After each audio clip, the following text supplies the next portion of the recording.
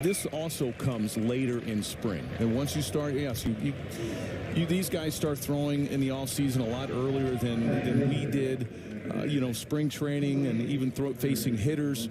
Still, that command getting into game situation. The adrenaline starts going. It's all about, okay, my mechanics have got to be right. My fastball has to be where I want it.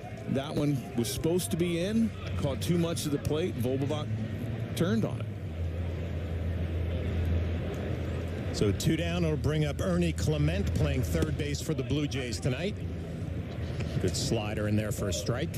And for him, it's, again, being the leader. You have Marcus Stroman on the mound in the rotation, him being a mentor probably to him, pitching at Yankee Stadium, a full-time season for Stroman. For Cole getting better, it's tough to repeat a season like last year. But a game of adjustments. He's going to go out on the mound. He's going to adjust every outing. Him staying healthy is such a key part of it. He's a very cerebral guy. Nelly, I just can't remember a starting pitcher going through a year pretty much from beginning to end, and maybe he had a bad start. He would come right back the next time and have an excellent start, and it was just so consistent. There was no peaks and valleys. As Clement drills this to right center field, Judge on the move, not going to be able to come up with it. It'll be extra bases for Clement. He's on his way to third, and he'll cruise in there with a 2-out triple. Keep this first inning going for the Blue Jays. And it's the fastball command. I mean, you look at the pitch for Vogelbach. It was inside. It was supposed to be in further. It didn't get in enough. You look at this pitch. You see where Wells is setting up on the outside part of the plate. It catches too much and up. And it's all about the fastball command, and this is his first start. Everything will come as spring goes on, as his starts go on in spring. Right now, it's just not been there. His off speed, we mentioned that earlier as well. A couple breaking balls he's gotten behind, and all of a sudden he's missing with that fastball. Pitching out of the stretch with the runner on third. First pitch fastball fouled off. And really for him, I mean, you get a lot of guys like maybe Rodon, maybe learning the cutter a little bit and working on his mechanics. You look at Clark Schmidt working on some pitches. Marcus Stroman just working his way in as far as being a Yankee and getting used to his teammates.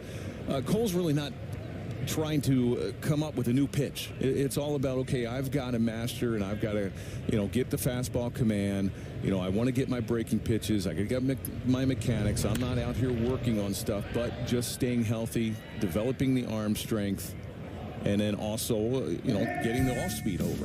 We take a look at tonight's starting lineup, brought to you by your local Tri-State Volkswagen dealer. Espinal, Barshow, Snyder, Vogelbach, Clement, Lukes, Rodin, Servan, and Sosa batting ninth for the Blue Jays. See the numbers for Snyder last year: 8 home runs, limited action.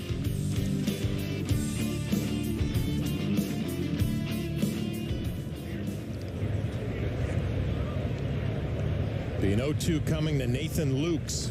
A lot of names that are not familiar in this lineup for the Blue Jays. This travel squad traveled over from Dunedin. A night game, not a lot of the regulars in the lineup. John Snyder, their manager, looking on. Ball hit hard but foul. Well, one thing we're going to be watching tonight, too, Nelly, Austin Wells, the young catcher behind the plate, catching Garrett Cole, trying to develop a relationship with the Cy Young Award winner. Aaron Boone coming out clearly just to give him a little bit of a break, and maybe not so much to take him out after 22 pitches. Doesn't want to risk any sort of an injury early, so we're going to step aside. We'll be back.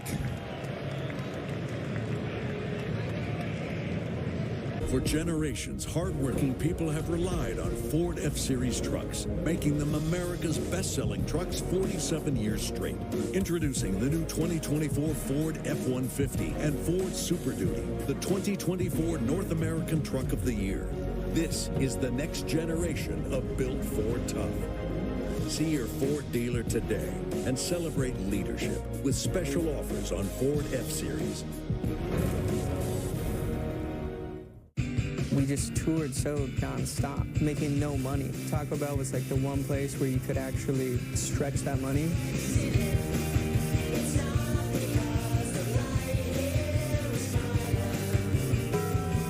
Look who's auditioning for Magenta Status. Special rates at Hilton Hotel. Get a special rate on your Hilton stay.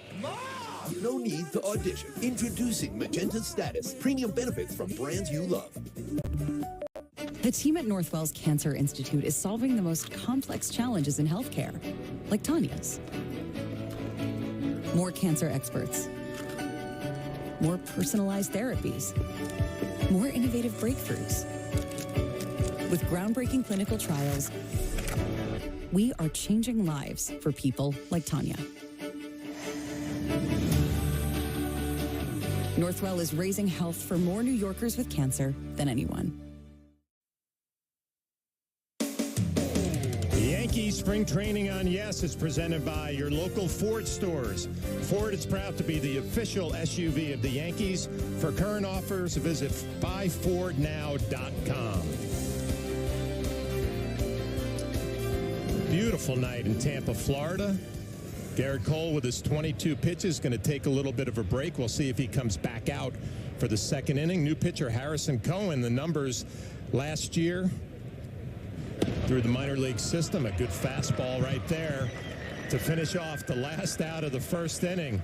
And that will do it. The Blue Jays out on the board. A two-run shot against Garrett Cole. It'll be LeMahieu leading off. For generations, hardworking people have relied on Ford F-Series trucks, making them America's best-selling trucks 47 years straight. Introducing the new 2024 Ford F-150 and Ford Super Duty, the 2024 North American Truck of the Year. This is the next generation of built Ford tough. See your Ford dealer today and celebrate leadership with special offers on Ford F-Series. And let's do it here in the Bronx. See ya! A two-run home run for Volpe. Swing and a miss. A complete game shutout. He's done it again. A three-home run night. Aaron Judge, you could hit. In 10 years, Lisa Schneider will have an amazing second act, thanks to career reskilling courses from AARP to help make sure her income lives as long as she does. The younger you are, the more you need AARP. We're going to take a look at tonight's starting lineup, which is brought to you by your local Tri-State Volkswagen dealer. DJ LeMahieu playing third and leading off. Juan Soto in right field, batting second. Captain Aaron Judge in center field. You see the OPS in his last two seasons. Anthony Rizzo playing first base back-to-back nights. Giancarlo Stanton DHing tonight. Austin Wells behind the plate. Oswaldo Cabrera playing short. Everson Pereira in left. And Yorbit Bibas playing second base and batting left-handed, hitting ninth tonight. There's Juan Soto in the on-deck circle, getting ready to go for his at-bats tonight. DJ LeMahieu digging in against Chad Dallas. Will be towing the slab for the Toronto Blue Jays tonight.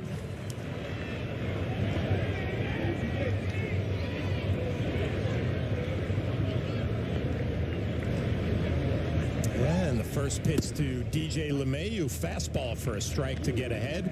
We'll take a look at Dallas and his numbers from last year. 23 starts in the minor leagues. Good ERA at 3.65. Gave up 16 home runs and 144 strikeouts.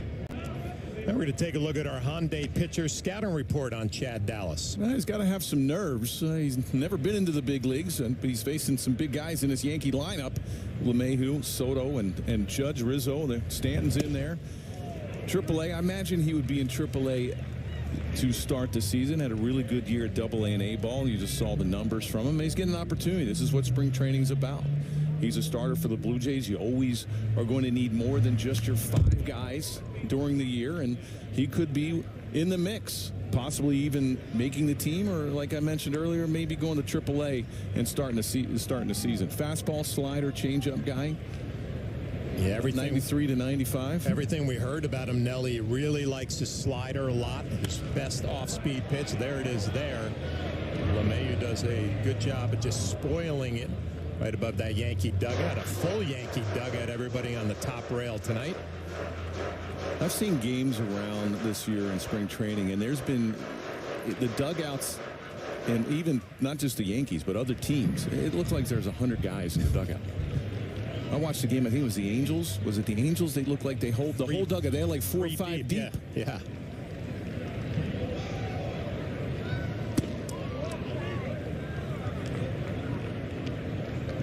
Oh, we've talked about it a lot already for DJ LeMahieu. The first half didn't go the way that he wanted it to. The second half, much better. And everybody raving about the shape that he is in early on in camp.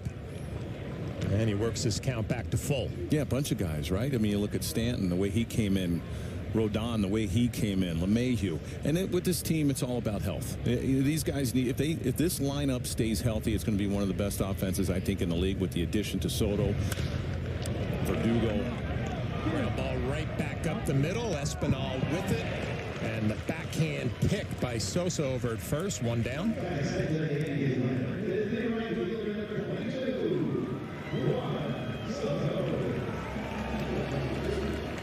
With one down, it'll bring up Juan Soto playing right field. Gets a nice ovation from the home crowd at George M. Steinbrenner Field. The numbers last year with the Padres. And Nelly, he has stepped in this spring and looks like he is ready to go. He's an amazing player. I watched him when he was with the Nationals last year with the Padres. He's one of those guys, like we talked about health. You look at Judge and some of the history that some of these guys have been out. This is the home run. And this is a blast. Opposite field, and this went off the scoreboard. He's got power to all fields. I mean, it's amazing the strength that he has, the kind of ball player he is. 162 games last year.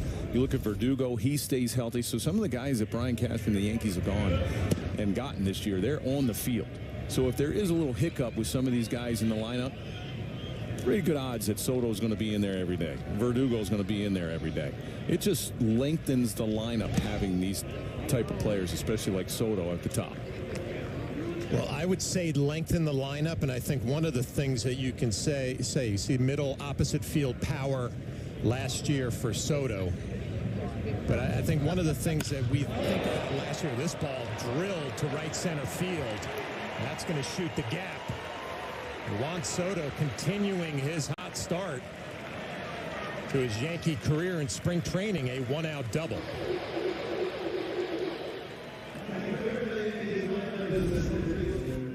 He gets a fastball up in the zone. There you see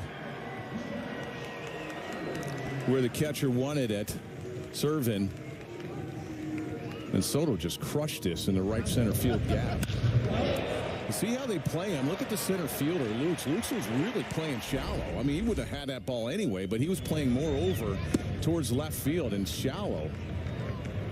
And that ball split the gap there in right center field for a double. With one down, it'll bring up Aaron Judge playing center field and hitting third.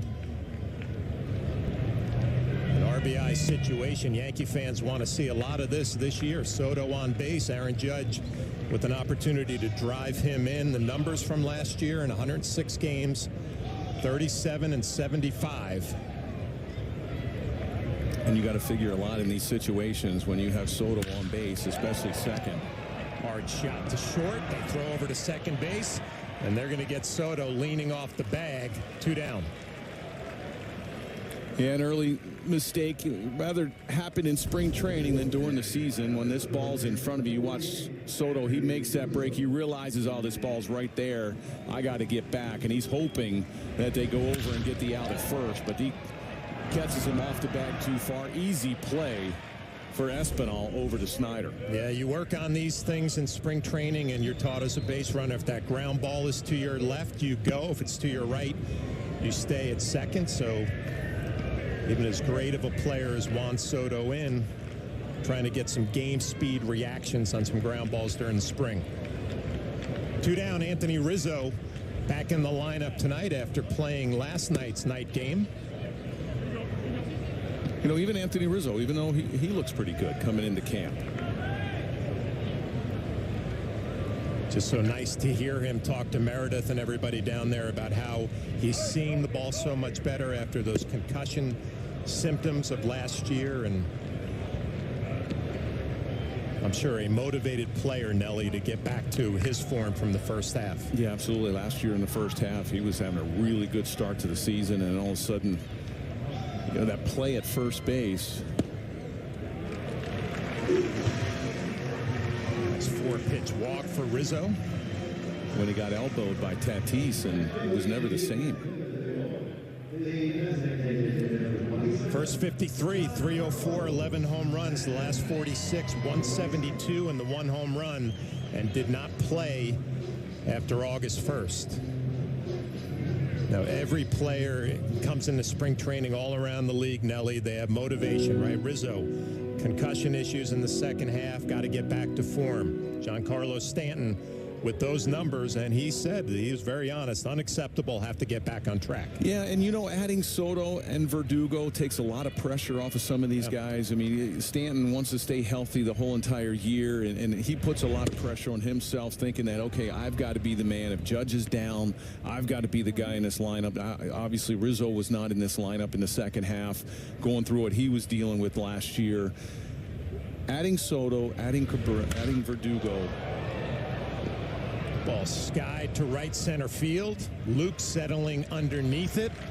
So a little bit of traffic in the first inning for the New York Yankees. Not able to scratch across the run. We'll be back for the second. Your attention, please, ladies and gentlemen. You're watching Yes. Did you receive a call or message that mentioned Social Security and demanded immediate action? Did the caller know your Social Security number or other personal information and tell you that your Social Security number had been used in connection with the crime? Did you feel worried that your Social Security number might be suspended, your bank account might be frozen or seized, or you could be arrested?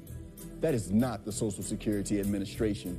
Social Security will not threaten you, demand your personal information, or instant payment, email or text you pictures or documents, or use a real government official's name to gain your trust. Social Security does not accept payments by gift card, prepaid debit card, internet currency, or by mailing cash. Criminals use these forms of payment because they are hard to trace. Do not be fooled. Hang up. Ignore them. Report this criminal activity to the Social Security Administration Office of the Inspector General at oig.ssa.gov. Produced at U.S. taxpayer expense.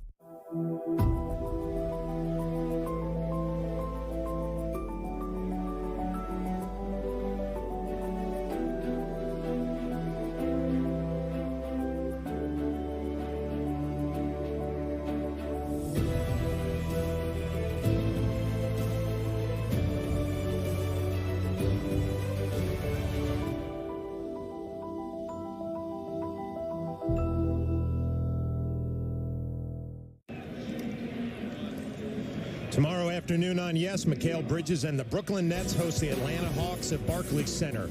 Coverage begins at 2:30 with tip-off shortly after 3 here on Yes and the Yes app. If you get Yes on TV, then you get the Yes app for free. Territorial restrictions apply. Remember, the Yankees play a road game tomorrow against the Orioles at 1. You can catch the action on the Yes app. Well, the beauty of spring training, Garrett Cole threw 22 pitches in the first. Took a little breather, and now he's back out there for the second. And he will face Nathan Lukes, Alex Rodin, and Brian Serven here in the second inning. Yeah, nice job by Harrison Cohen. One pitch, gets a strikeout, and his day's over.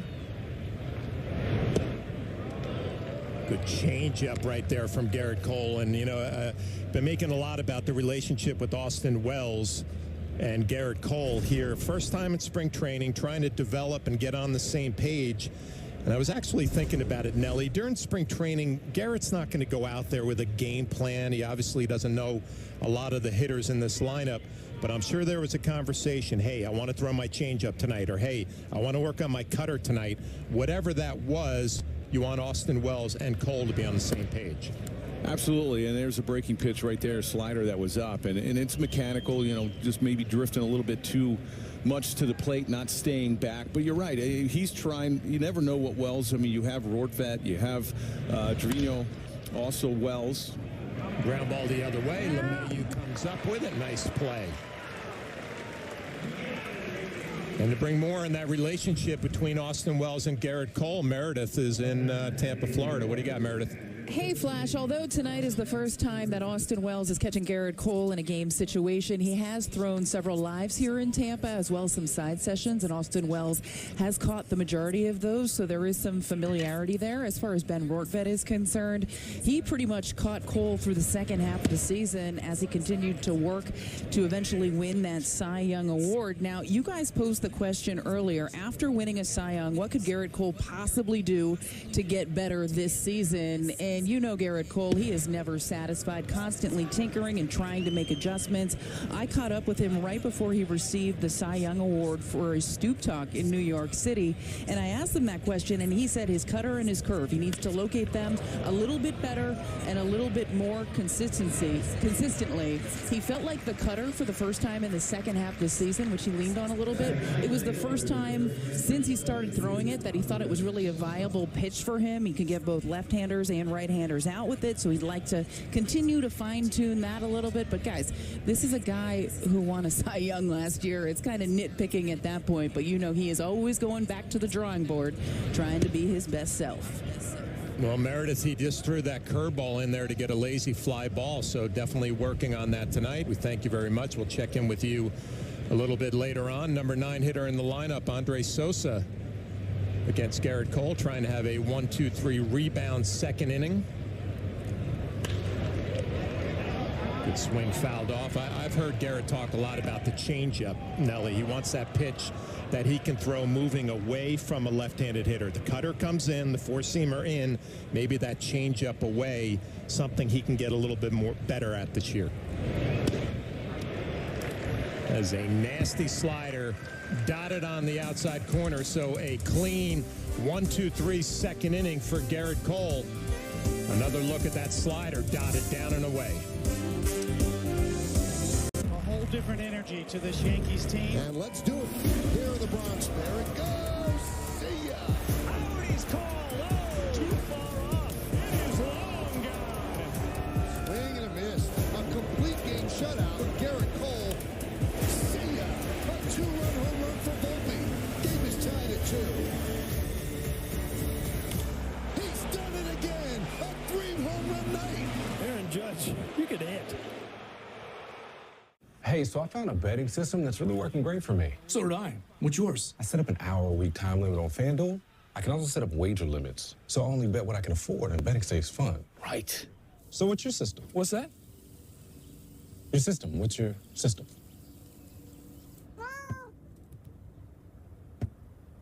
What is that? Every bettor has a system. Make FanDuel's responsible gaming tools a key part of yours.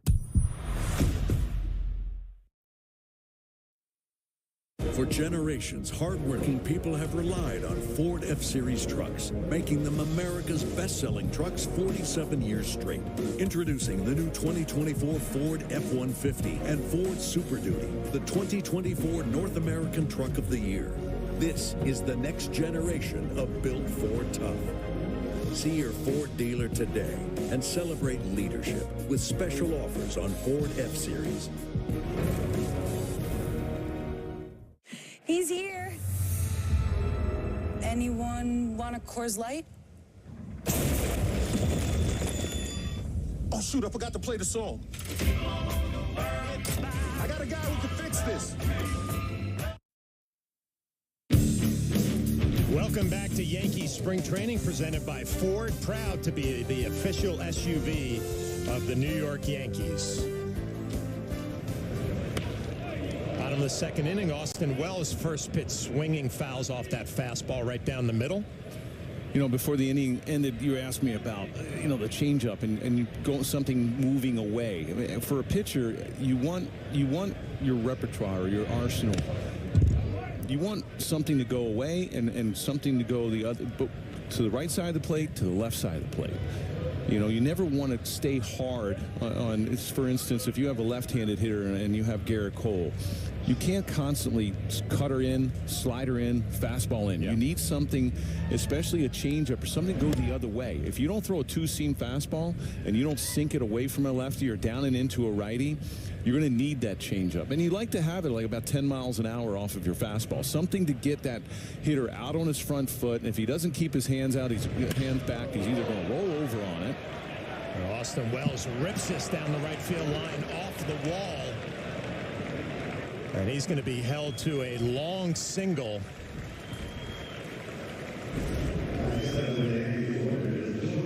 Well, this looked like an off-speed pitch. It was a breaking ball up out over the middle of the plate, and Wells stayed back nicely. We talked about, okay, if you're out on your front foot, you're keeping your hands back. Well, that's what he did, and he crushed it down the right field line off of that wall.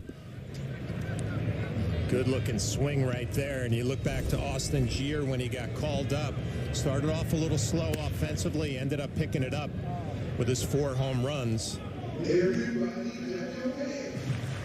And you take a couple pitchers like Rodon. You know, Rodon fastball, he likes the four-seamer, likes to throw it up. He throws his slider. Hopefully he's a lot healthier this year going into the season. And I know he's working on a little cutter, but if you're looking at him at a left-handed pitcher into a righty, everything's hard in, right? I mean, nothing's away. He doesn't throw a two-seamer. I mean, if anything is breaking away, it's probably by mistake. It's usually four-seamer away, or he'll try to backdoor that slider every once in a while, but he doesn't have that changeup that goes away. You look at Clark Schmidt the same way. I mean, he loves his cutter. He's got the slider. He did throw a changeup. Maybe that's something that he works on in spring training, something to go down and away. You want something to move on both sides of the plate.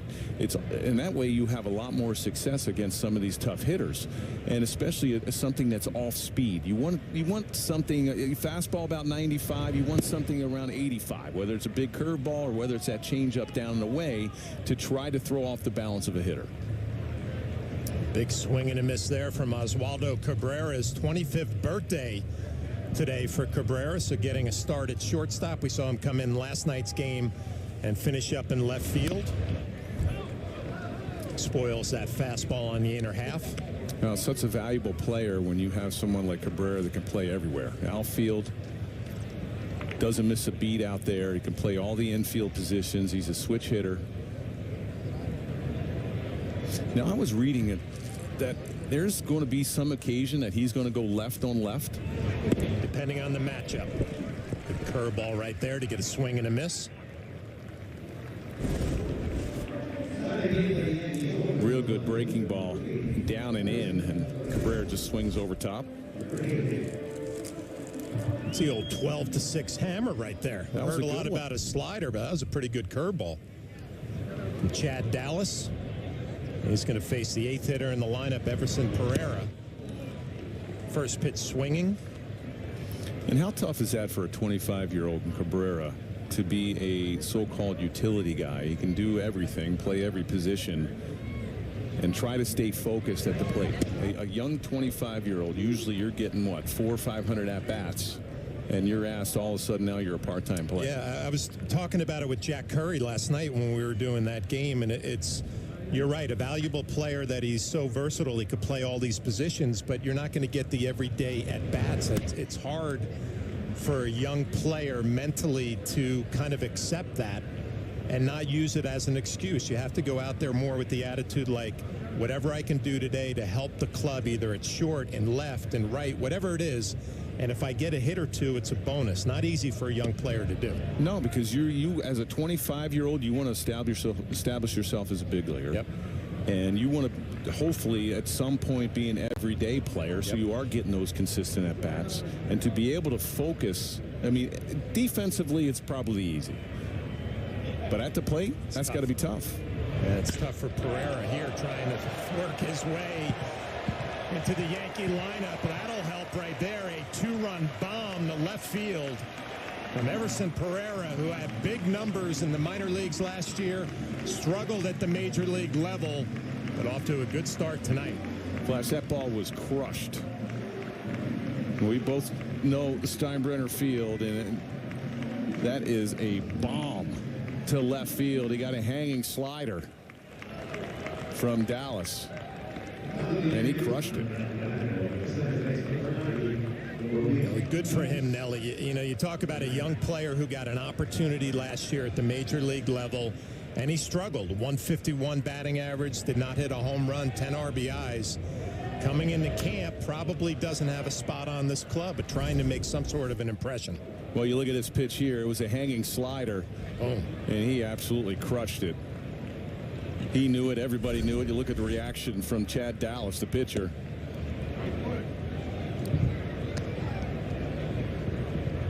Well, it's about, you go in. He got that call up in September. He was playing most every day, Pereira. And you mentioned the numbers. I mean, he didn't have a great start to his Yankee career. Swing and a miss from Bibas right there, 2 down. And he's coming into spring to say, hey, this is why you called me up last year. You had good numbers in AAA. I mean, this is crushed. It goes well over those seats there in left field. This is a great swing here, a hanging slider.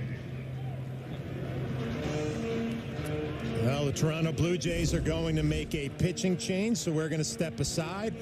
We're all tied up at 2.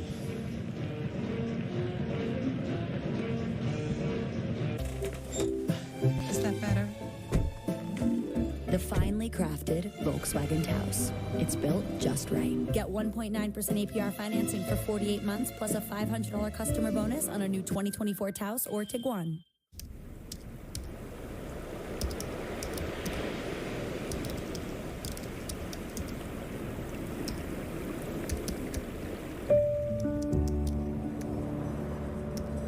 No, bro, yo grabando pedo. When you swing, this part of the back. Life is hard, but you guys have to work harder, okay? Yes. Be resilient. You're welcome. Oh, wow, look, you blew everything. We're going to come out looking like our pops. What do you do wrong? No, I ain't doing nothing wrong.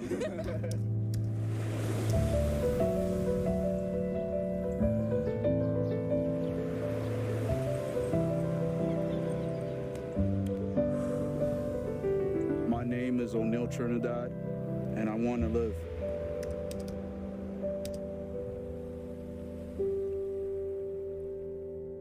It took 138 iterations to refine the Tiguan chassis, but it also took 189 pizzas and 52 all-nighters. The meticulously refined Tiguan. Lease a new 2024 Tiguan S 4Motion for $299 a month after a $500 customer bonus. Limited inventory available. Hey fans, tickets for all 2024 Yankees home games are on sale at Yankees.com. This season's home schedule includes some great promotional giveaways and is highlighted by interleague games against the Dodgers, the Braves, and the Cardinals, as well as the annual Subway Series against the New York Mets. For more information and to get your 2024 Yankees tickets, visit Yankees.com today. 2 down, DJ LeMahieu up. Facing a new pitcher for the Blue Jays. Juan Nunez. Juan Nunez takes over for Chad Dallas.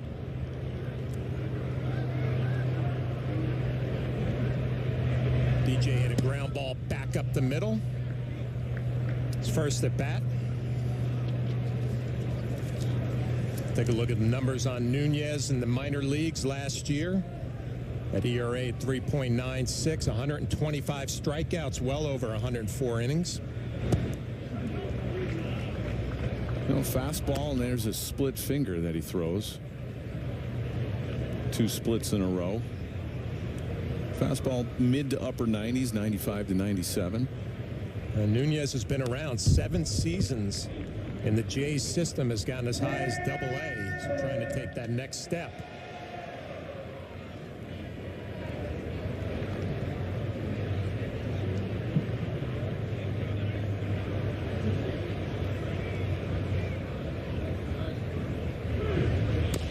Two, fouled off.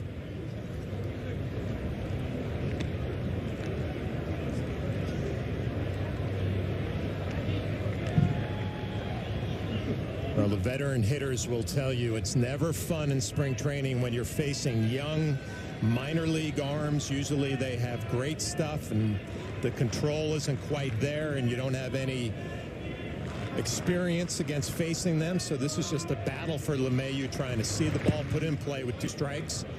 Good take right there. Yeah, there's no, besides maybe a little bit of a scouting report on him, say, okay, fastball split. Obviously, he loves his split. Out of the 6 pitches so far in this at-bat, 4 of them have been that split finger. I always felt like spring training, too, for veteran hitters. It's, you know, hey, what am I working on this spring, right? Maybe it's something in your timing to get ready. That fastball misses just off the plate. A 2-out walk for LeMahieu.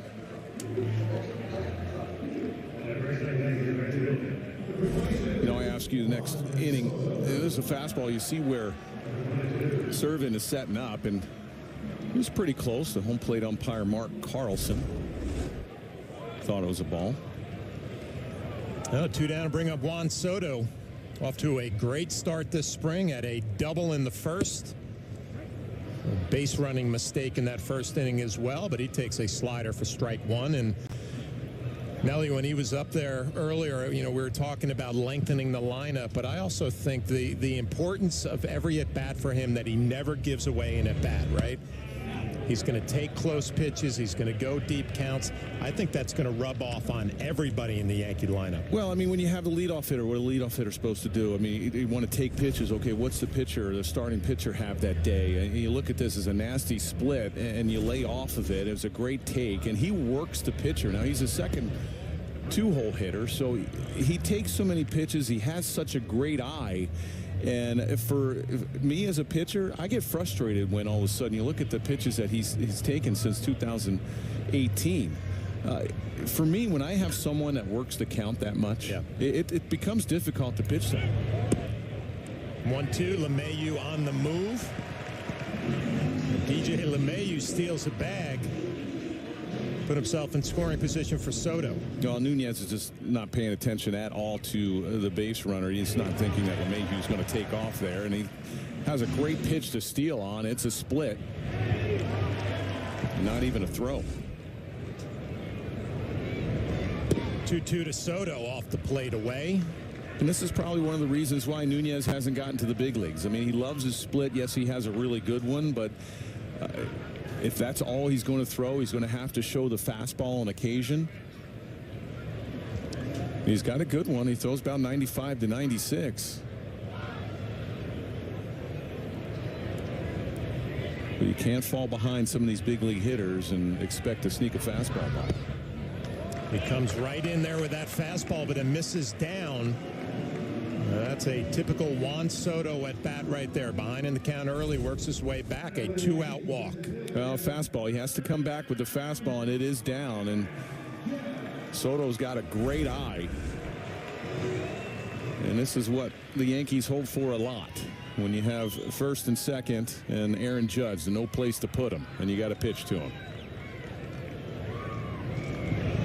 Judge 0 for 1, a ground ball to short.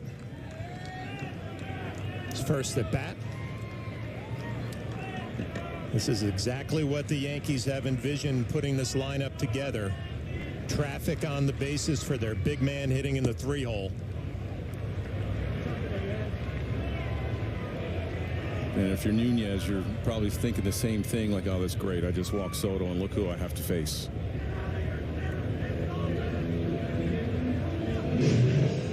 The ideal setup, the 2-3 hitters for the Yankees. Soto with that 421 OBP, best in the major leagues. And Aaron Judge with those 253 home runs, the most in all of Major League Baseball since 2017. In the driver's seat, 2-0. And that fastball misses down and away. Yeah, this is spring, 3-0. Let it go. We get a fastball to hit here. You unleash on it.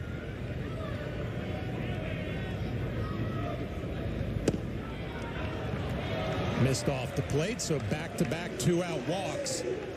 Bases loaded for Anthony Rizzo.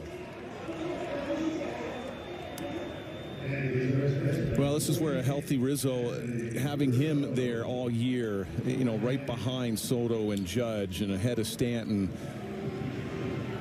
This is a dangerous lineup. They stay healthy. Could be one of the best offenses in the American League.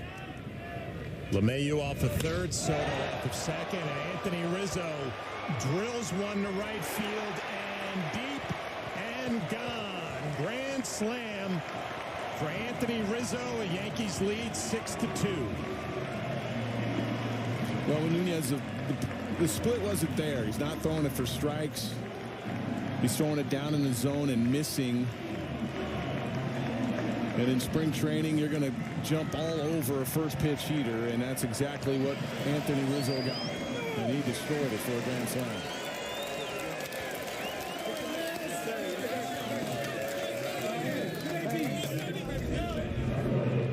You watch this as a first pitch fastball right down the middle. After 3 walks in a row from Nunez. Great at bat. With 2 down, and that'll bring up Giancarlo Stanton, DHing tonight. Flew out to center field his first at bat.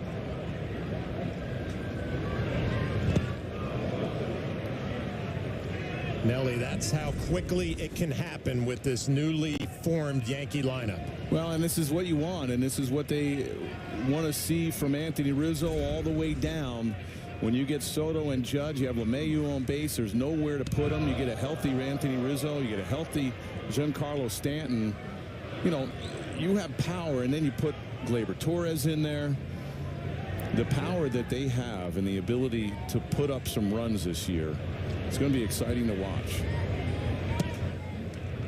Well, you think about Anthony Rizzo giving some protection to Aaron Judge and Soto in front of him. If you're an opposing pitcher, you can't pitch around anybody in this lineup. 3-1 to Stanton. Good swing, fouled off.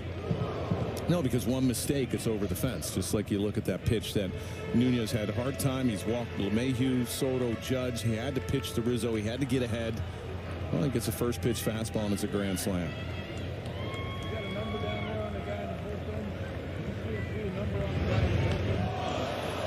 That gets a piece of Giancarlo Stanton, so it's all falling apart for Nunez here in the second. Well, Nunez, not a whole lot of experience besides being in the minor leagues for 7 years. He hasn't been in the big league level, and he's facing a lot of great hitters in the Yankees, and he's fallen in love with a split, and that was a split finger that hit Stanton in the back at 86. He's a fastball split fingered, and when you're not throwing that split for strikes and you got to come in there with the fastball, you wind up getting hurt. Austin Wells underneath it, scoops it to the right side. Schneider cannot make the play. So things getting worse for the Blue Jays here in the second inning. A routine play that's botched by the Blue Jays second baseman. And Stanton on third, Wells on first. And he just took his eye off of it. Snyder, he goes back. You watch how he goes back. This is a split. Wells is out on front of it thinking, okay, this is going to be a routine fly ball. And Nunez is thankful he's going to get out of this inning. And it just clanked. Hit him right in the heel of the glove. It looks like maybe he even put his glove up. And it blinded him a little bit. Maybe it got in front of his eyes and really didn't pick up that baseball to make that catch. So the second inning continues for Cabrera. Swings through a fastball.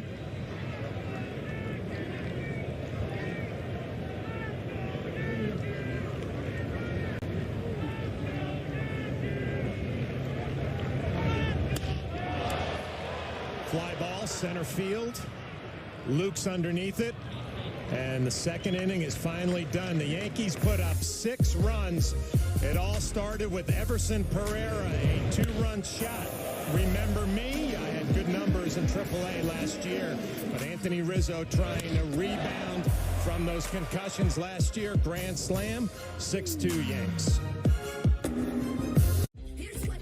This spring is the perfect time to get away with a great deal on your favorite Hyundai model. All backed by America's best warranty, plus 3 years or 36,000 miles of complimentary maintenance. Add more joy to your journey at the Hyundai Getaway Sales Event. Get in and get away now before these deals are gone. Get 0% APR or up to $1,500 bonus cash on the Hyundai Tucson. But hurry, these offers end soon. Soon.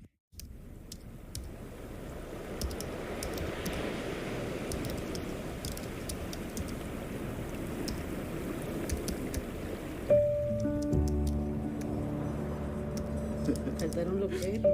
No, pero ellos graban los pelos en el parque. Muy he swings, this part of the back goes here. Life is hard, but you guys have to work harder, okay? Yes. Be resilient. You're welcome. Oh, wow, look, you blew everything. We're gonna come out looking like our pops. What do you do wrong? No, I ain't doing nothing wrong.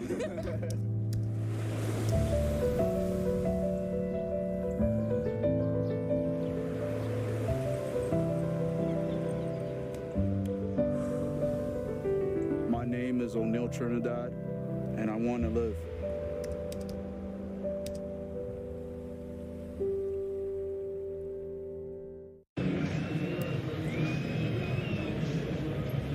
Anthony Rizzo back out to play first base defensively, coming off a grand slam, his first home run of spring training. And Garrett Cole back to work for the third inning. And he will face the top of the lineup, Espinal, Varsho, and Snyder, as the Yankees now lead 6-2 on the Everson Pereira two-run shot and Anthony Rizzo's grand slam. You know, I wanted to ask you before that long inning, for a hitter, your approach in spring training, a lot different in spring than it is during the season for you? Well, the whole thing for me going into spring training was what worked last year, whether it was a mechanical adjustment or maybe a thought, and can I take that into spring training and ride it again the following year? And a lot of times that would never work. As Cabrera comes up with it, the throw, not in time and a little high. It'd be an infield hit, I would assume, for Espinal. So as a hitter, you're always trying to figure out what's my key this year? What's my mechanical key? And I was going to ask you, as a pitcher, do you go through the same thing? Nice play right there by Cabrera, and there was no chance to get Espinal at first. He runs well, and you see how Cabrera goes up the middle. Maybe has a little hard time getting it out of his glove, but that was an easy infield hit. You know, to me, baseball, when I would go into spring training, was like 3 different seasons of how I'm going to approach a hitter. To me, in spring training, hitters are jumping all over the first couple pitches. They want fastballs right away. And it almost like I was pitching backwards in spring training, because a lot of times if you take that, say an Aaron Judge. If I'm going to face Aaron Judge probably in spring training, he wants to hit nothing but fastballs. He doesn't want any part of breaking balls. He's going to swing early. Maybe during the season, for instance, he might give you that strike. So maybe now and during the season, I'm throwing a fastball down the middle of the plate, and I'm going to try to get ahead. And then you have the postseason where guys show up or they don't show up as far as some of the nerves, and you get big-time players that maybe don't have a lot of success in the postseason. So that's interesting to me, because you went into spring training trying to get outs, pitch-wise, not necessarily get your work in or think about a mechanical key to because I knew that, okay, if I'm trying to get ahead of guys, or you see Aaron Boone, I think that's going to be it for Garrett Cole. 39 pitches. 39 pitches for Cole. He's going to take the rest of the night off.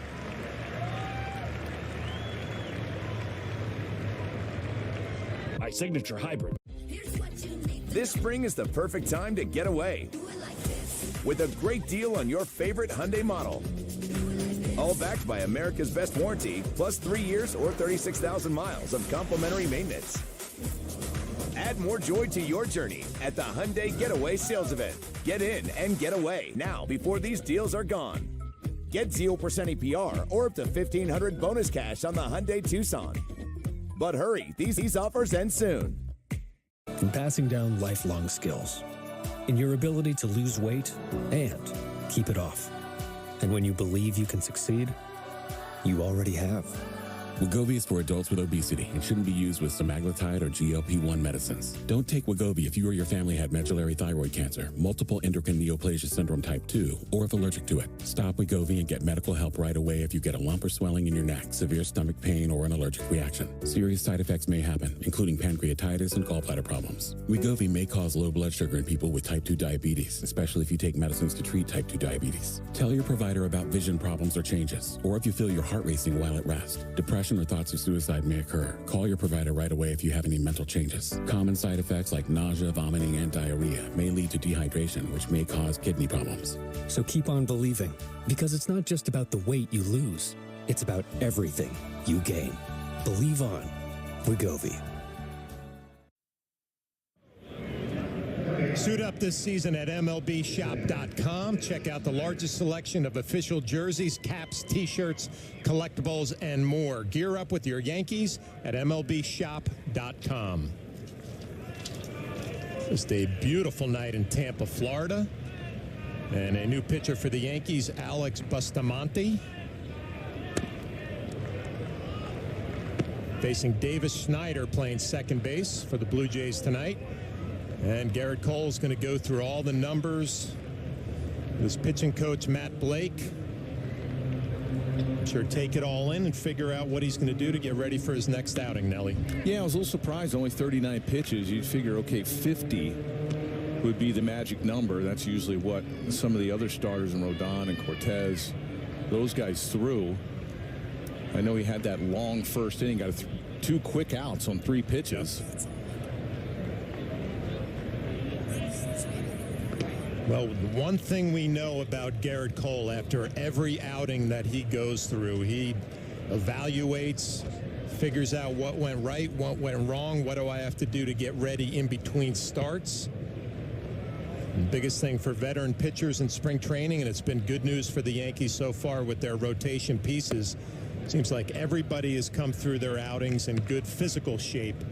Now you look forward to building that foundation, getting the pitch count up. Yeah, and that's what you want. And then coming into the park tomorrow, how good do you feel is after your first outing? You figure Cole's going to get about 5 starts in spring, maybe about 20 to 25 innings. You want to try to see that pitch count get up to about 100 pitches before you break camp. He's probably the one that'll get close to 100. You see a lot of guys now about 80, 85 when they leave camp. Snyder a single in the first, scored a run. The numbers from last year pretty good and limited at bats. 2-2 from Bustamante, misses off the plate.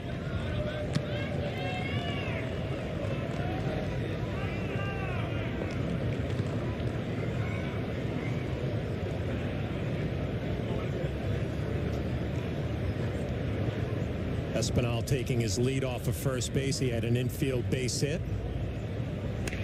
Not running 3-2.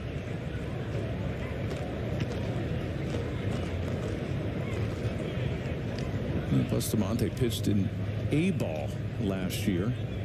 41 games at a 4.61 ERA, all in relief.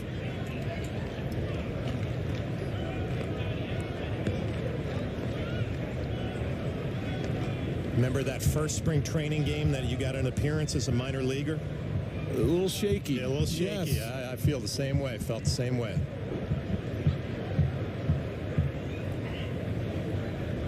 Here's 3-2, and that misses off the plate in foul ball. My first time in Tampa. It was the first year for then it was Legends Field, and now it's George Steinbrenner Field as a Yankee putting on the pinstripes. I mean, see this fastball inside, just gets off the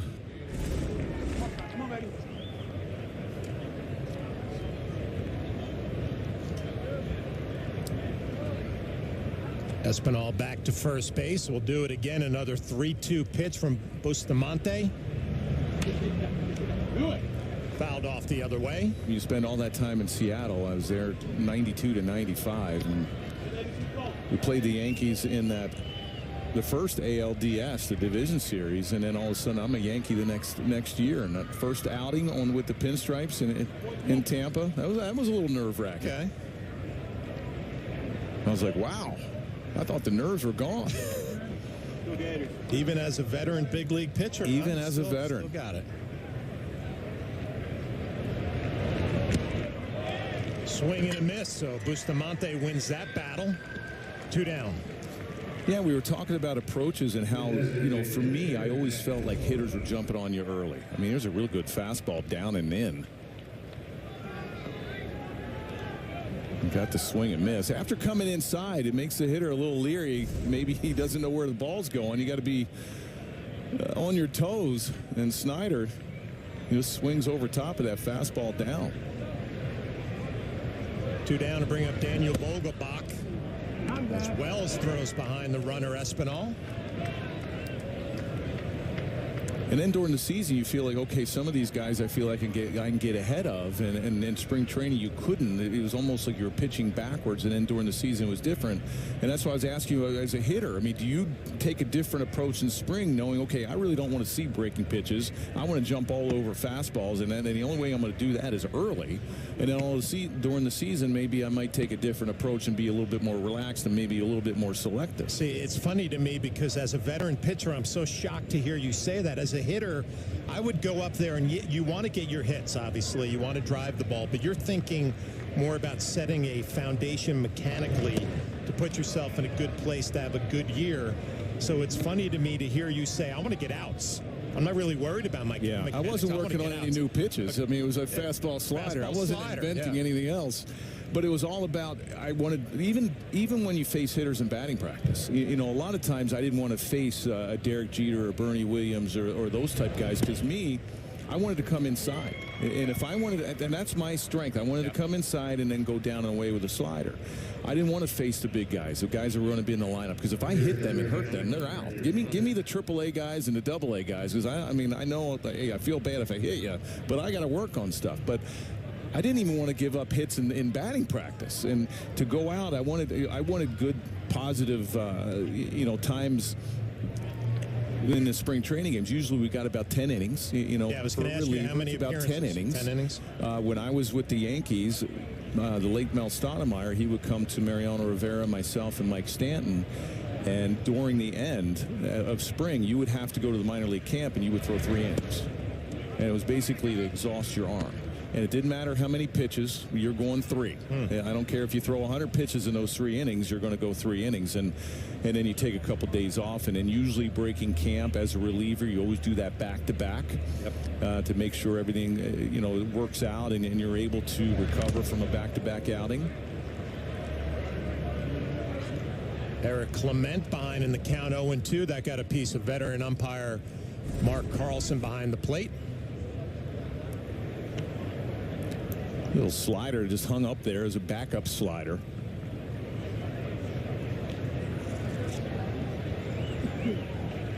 How's that feel? Spring training for the umpires, too. Take one right off the mask. The 0-2 from Bustamante, and this one flipped down the left field line. That's going to be foul. Now, catchers, I always felt for you guys in spring because you had the toughest. You were there with the pitchers early. Your work was way more than any other position player, pitcher, everything. You guys had it the worst.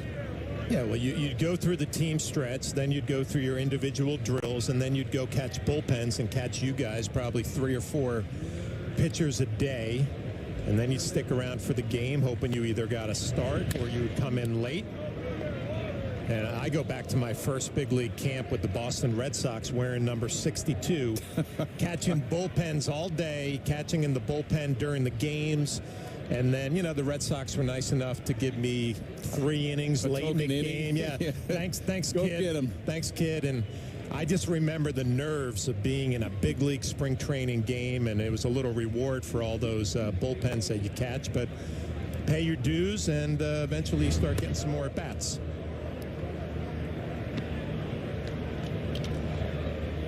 The biggest thing for me being a young catcher in spring training was making sure you got the meal money for the week, right? So if they're handing out meal money the envelope, on a Friday, after Thursday's game, you're hoping a coach doesn't come say, hey, you're going down to minor league camp, because another week of big league meal money was huge. Clement underneath that, pop up to DJ LeMahieu. A little miscommunication with Cabrera, and that one falls. Sloppy defensive communication between DJ LeMahieu and Oswaldo Cabrera. Yeah, this is probably going to go down as a base hit because it fell in between Cabrera and LeMahieu. And this is a breaking ball that Clement was out in front of. And there you see LeMahieu, and Cabrera just said, okay, he's going to get it. And this is probably LeMahieu's ball all the way.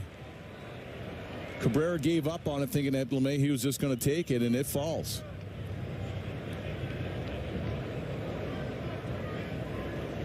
Didn't see where Cabrera called it. Just assumed that LeMahieu was going to be camped under it.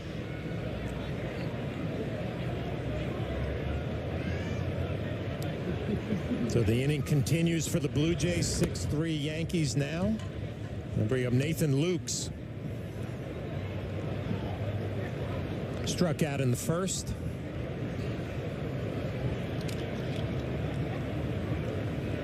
And have these mistakes in spring, not during the regular season. That was ruled a base hit and an RBI as Lukes gets underneath this one. Skied to right field. Soto underneath it. So Garrett Cole's night is done. The Yankees lead 6-3.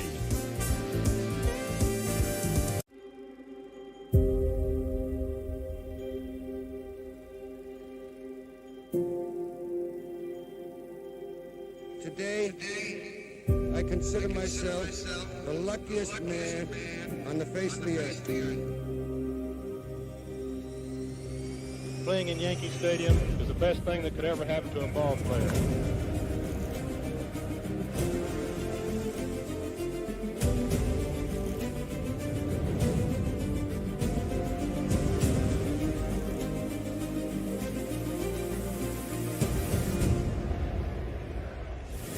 It's a huge honor to put this uniform on. World champions, team of the decade. There it goes! The Yankees are back on top. This is the Yankees being the Yankees.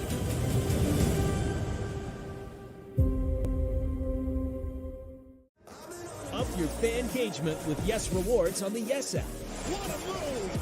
Watch live games and earn points. Play the hottest games and score more. Earn status, then redeem your points to win prizes. Yes Rewards on the Yes app. Winter fun, and you can take it even farther in a Honda. Experience the season's joys and conquer its challenges with Honda vehicles that can handle the snowy weather. Because no matter how tough winter gets, you can still have fun driving in it. Honda, Kelley Blue Book's KBB.com Best Overall Brand for 2023. Buy online, reserve from select dealers, or visit your local Honda dealer today.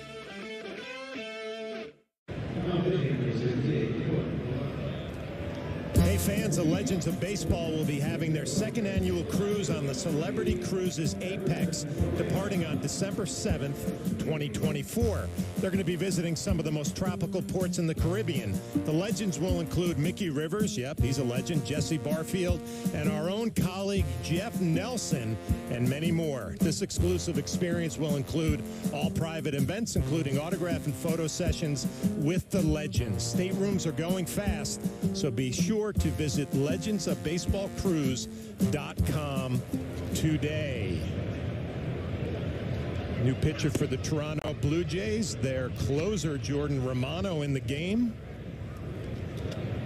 A very good year last year, 59 games, 2.9 ERA, and 36 of 40 in save opportunities. Those saves were second in the American League behind Emmanuel Clasé's 44. This is what happens in spring. The managers get the veteran relievers in the game early instead of waiting to their typical ninth inning or seventh or eighth inning.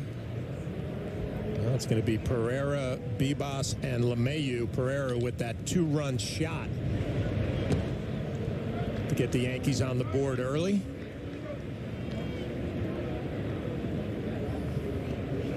Nelly, you and I have both been there. You get an opportunity in the major leagues, and you hope you make the most of it.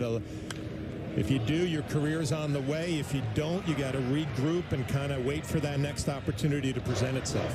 Yeah, you know, Pereira got a shot last year, and being in the outfield every day when he got called up, he was one of the young kids saying, okay, you're going to get a shot. Show me what you have. He struggled at the plate, and it's tough. I mean, when you struggle at the plate, you know you can do it. You have a lot of confidence in yourself.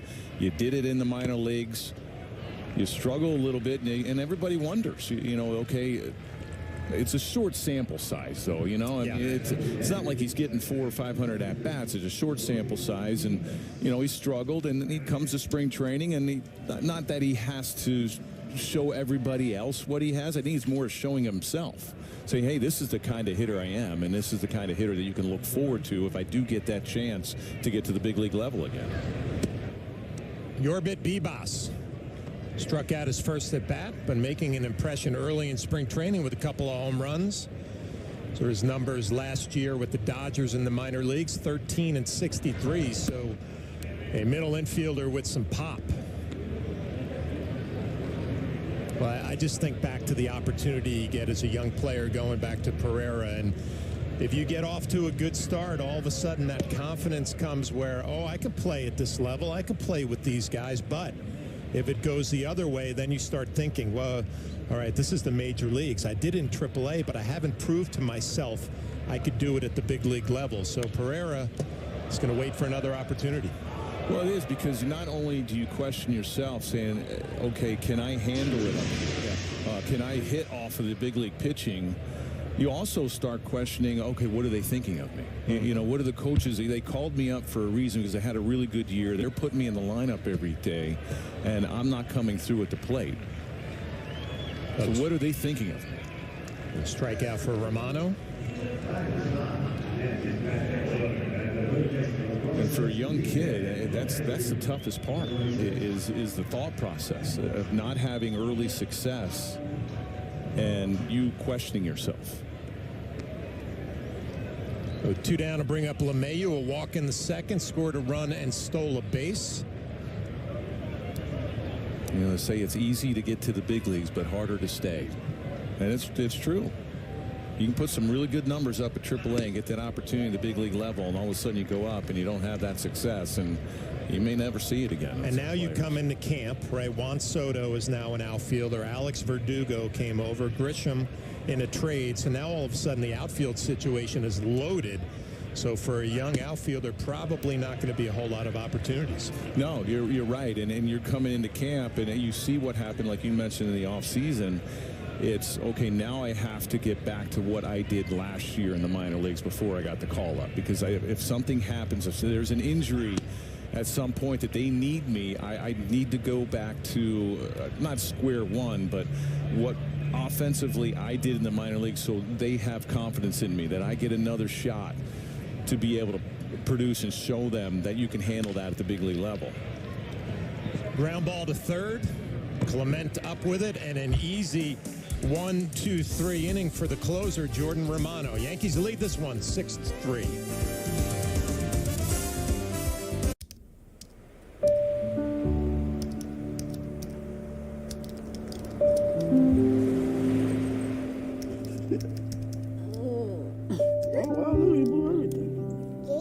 Life is hard, but you guys have to work harder. Okay? No, I ain't doing nothing.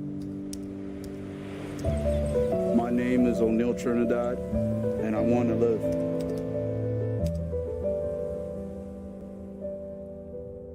Been safe? Think again. Think that medicine you can buy off social media is high quality? Think again.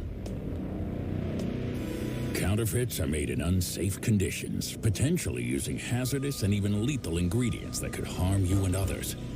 Each year, billions of dollars worth of counterfeit products are sold in the U.S.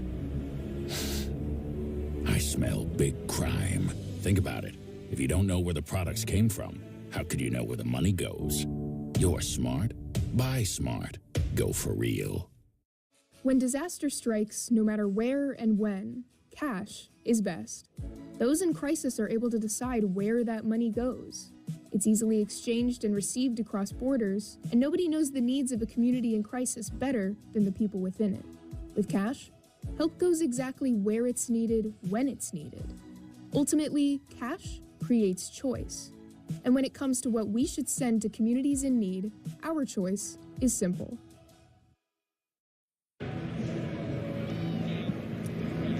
Yankees lead this one 6-3, top of the fourth inning. You know what that means. We get an opportunity to break it down with the manager of the New York Yankees, Aaron Boone. Thanks for hanging with us, Aaron. Jeff Nelson and John Flaherty. How you doing tonight? I'm doing well. How are you guys?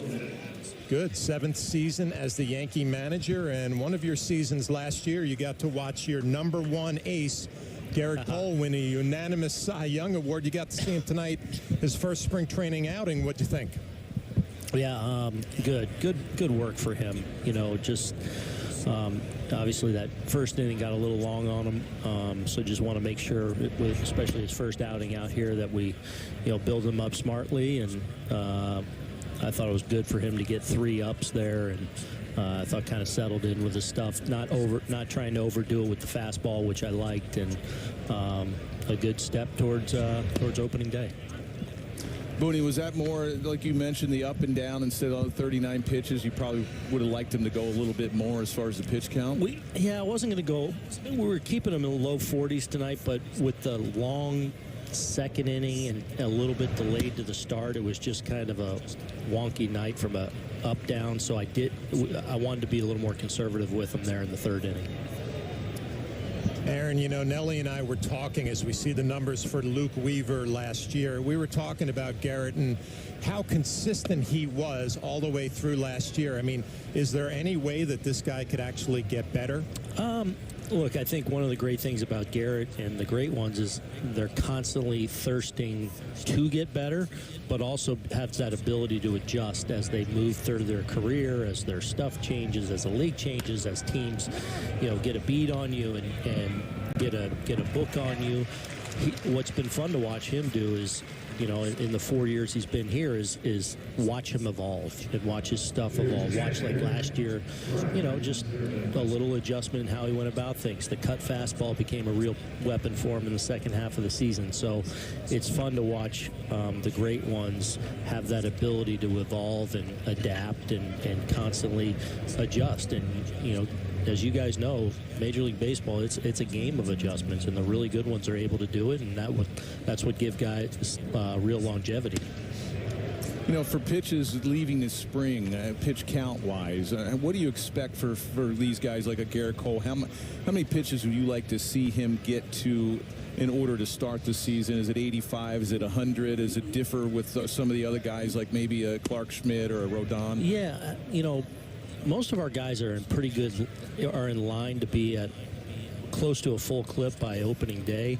Whether that's 85, 90, 95, 100, I think we're all in line to kind of get there with all the guys. So, we're at this point in pretty good shape in that regard.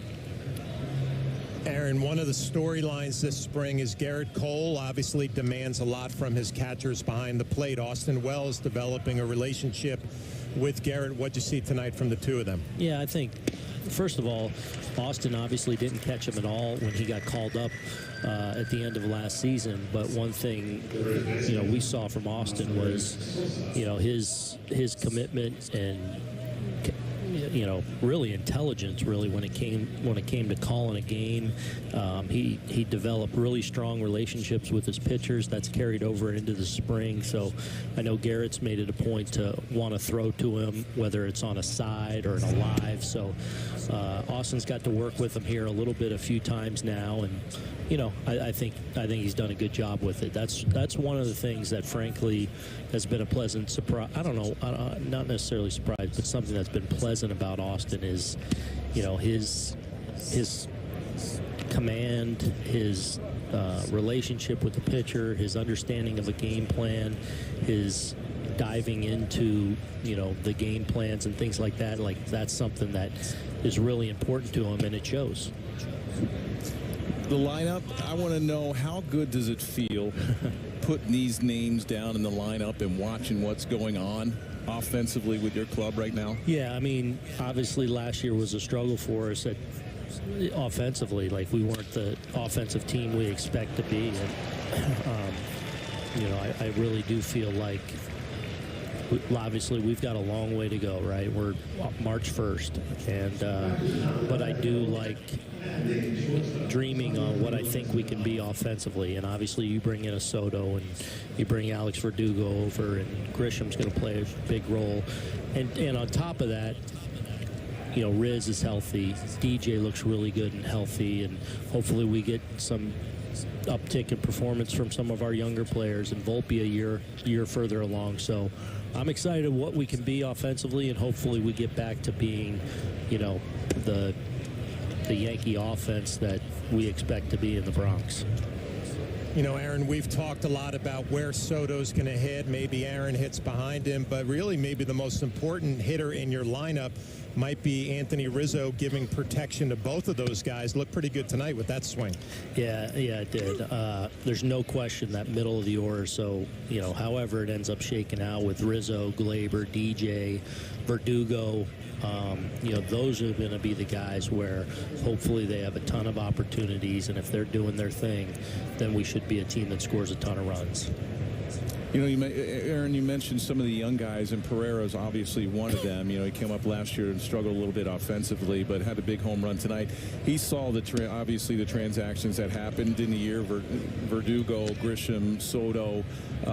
The outfield is pretty much set. You know, is there something that you say to him or some of the young guys saying, hey, there's always going to be that opportunity? What do you like maybe say to him as far as getting him back to last year and the offensive production he did in the minor leagues? Yeah, you know, I think the big leagues was an adjustment for him last year, and you realize how good these guys are at this level, and I think he got a little bit exposed and even overmatched at times, and sometimes you get a little wide-eyed, like, man, I've always been able to really do this at a high level. I've got great power, and you start doubting yourself a little bit, and I feel like there was some indecision in some of his just takes and whatnot.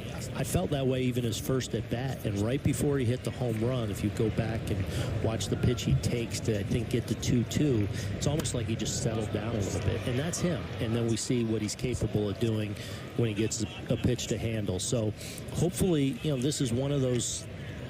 It's March 1st in a spring training game, but hopefully it's one of those times where, man, you're in the lineup in a night game with the big boys out there, and you put together a good at bat. That's one of those things that hopefully, you know, helps settle him in his, you know, journey as a professional baseball player. But you can't worry about any of that. You just gotta play your game and know that you've got a boatload of talent, and you've still got development to do, and the time will be there when it's your time. Well, Aaron, we thank you for your time here through the fourth inning. Luke Weaver looked pretty solid. The Yankees lead this one 6-3. We're going to take this to the fifth.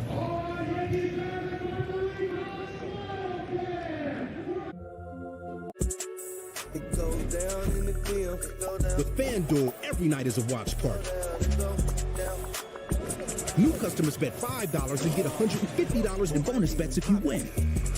Bet all the stars with all your friends and tell them that they can get paid instantly. Only on FanDuel. New customers bet $5 and get $150 in bonus bets if you win. FanDuel, America's #1 sportsbook. Hardworking people have relied on Ford F-Series trucks, making them America's best-selling trucks 47 years straight. Introducing the new 2024 Ford F-150 and Ford Super Duty, the 2024 North American Truck of the Year. This is the next generation of built Ford tough. See your Ford dealer today and celebrate leadership with special offers on Ford F-Series. My name is Corporal David Marshall. I served with the 84th Infantry Division and fought in the Battle of the Bulge. At 98 years old, he's a strong supporter of the Tunnel to Towers Foundation. America should make a promise to all our heroes to take care of their families. If you're catastrophically injured, that we're going to take care of you. They need the support. They need the help. They can't do it alone. Go to T2T.org. Thank you, and God bless America. We are back for the bottom of the fourth inning. I was so excited to get on with the rest of my Friday night, Nelly. I was a little excited that it might be the fifth, but it's only the bottom of the fourth. Yeah, you were getting me excited as well. I said, fifth? Wait a minute. It's Friday night in the spring training game. Bottom of the fourth already, and a new pitcher, Chad Green, in for the Blue Jays, a familiar friend to the New York Yankees. Made his way all the way back from Tommy John surgery, pitched at the end of the year for the Blue Jays, and looking to get his career back on track. If the Jays can get him going, he pitched in 12 games last year at a 5.25 ERA, all at the end of 2023. Big addition in that Jays bullpen if he can stay healthy. Slider misses just down middle. Juan Soto again ahead in the count, 2-1. Had a double in the first, a walk in the second, scored on the Rizzo grand slam. Ooh. That's a good heater right there from Chad Green. That'll get your attention. You see Servin setting up on the outside. There's a fastball in at 96.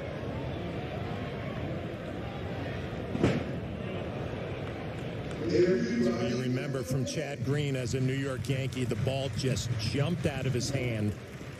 Got a lot of easy outs with his fastball, then started developing a slider.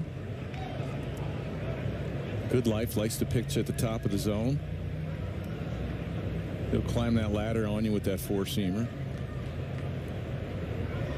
That was a 3-2, breaking ball. Deep center, and gone. Juan Soto, another home run, continuing his hot spring training. Yankees lead 7-3.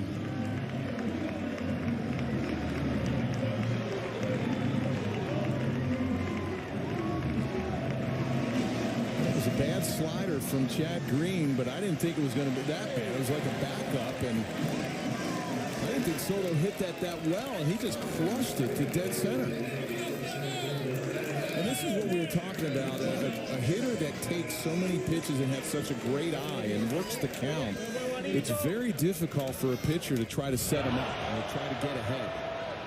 Aaron Judge, first pitch swinging, and this one will stay in the park as Nathan Luke settles underneath that one. Juan Soto, second home run of the spring. Well, it's a slider, and it was up, and I didn't think that it was not a terrible slider. I know it was up in the zone, but he absolutely crushed this to dead center. There you see Luke's, the center fielder. He really plays a shallow center field, and it hits off that screen. That batter's eye out in center, about halfway up. You know, Nelly, one of the things that veteran hitters will do in spring training, look at that flag and see where the wind is blowing. Not a whole lot of wind tonight at Steinbrenner Field. So that was all four-seam carry off the bat from Juan Soto. Take another look at the swing from the side, loads on his back leg, and I love the way he chops down at the ball and gets that four-seam carry that just carried out of the ballpark.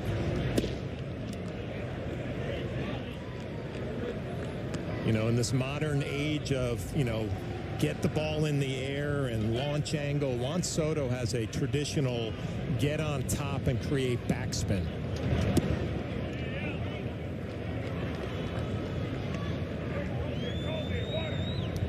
Anthony Rizzo having a big night. Walked in the first, grand slam in the second. And ahead in the count here, 3-1. Swing and a miss at a cutter or slider down and in. Yeah, that was a good cutter down and in from Green.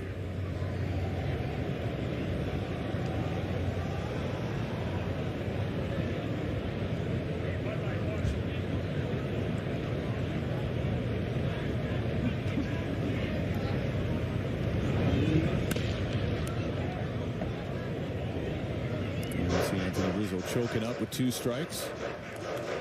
You don't see a whole lot of guys do that anymore.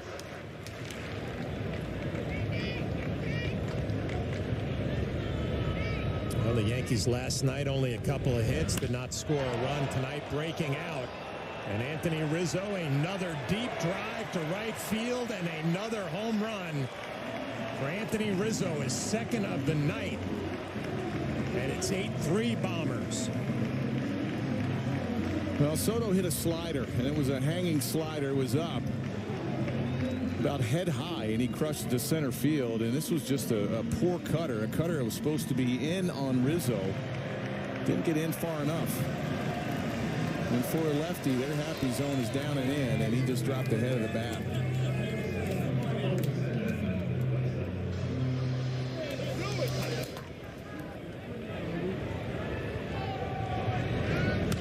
Bring up Giancarlo Stanton, first pitch swinging. You watch where this pitch is. A cutter, 91 miles an hour, and Chad Green knew it as soon as he threw that pitch, and so did Anthony Rizzo. He crushed that ball to right field.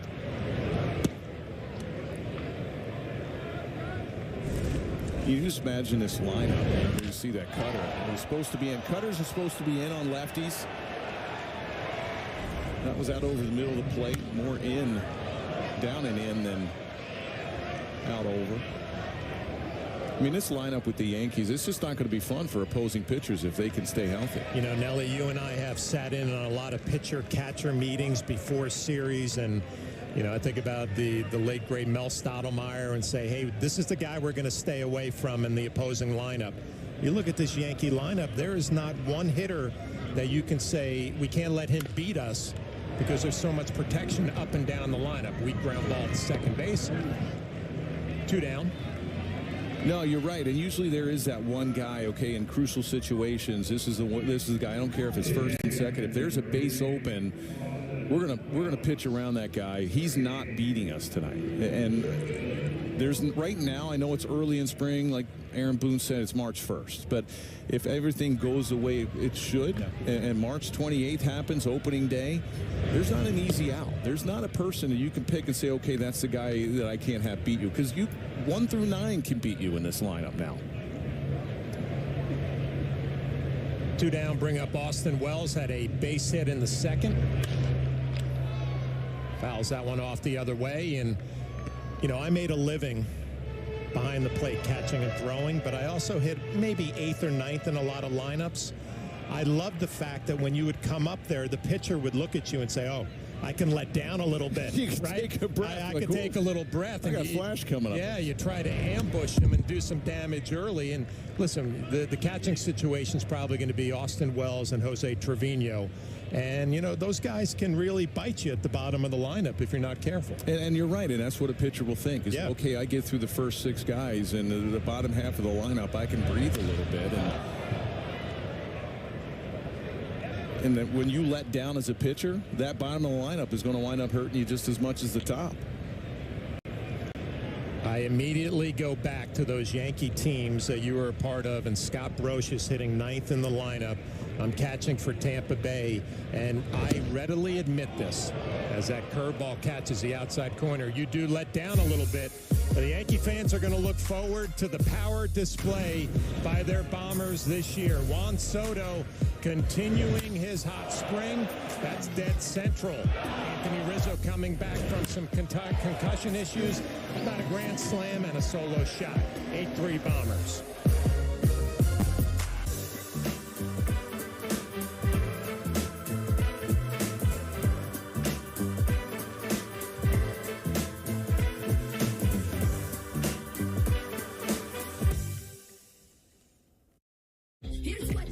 This spring is the perfect time to get away with a great deal on your favorite Hyundai model. All backed by America's best warranty, plus 3 years or 36,000 miles of complimentary maintenance. Add more joy to your journey at the Hyundai Getaway Sales Event. Get in and get away now before these deals are gone. Lease an Ioniq 5 for $299 a month, or get 0% APR for 60 months or $7,500 EV bonus cash. Offers end soon. We're Kate and Dave Gibbons from Pittsford, New York. Our daughter Paige was just 19 years old and had just started college when she and a friend were given pills they thought were Percocet.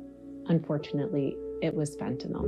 Paige overdosed and died from one pill, one time. Get the facts and free naloxone by mail. Visit oasas.ny.gov. This isn't something that only happens to other people, and we don't want it to happen to anyone else.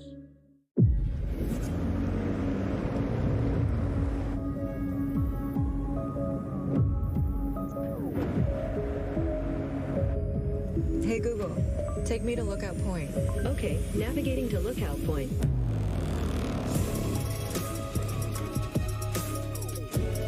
Get 2.9% APR for 36 months plus $750 purchase allowance on most 2024 Cadillac models.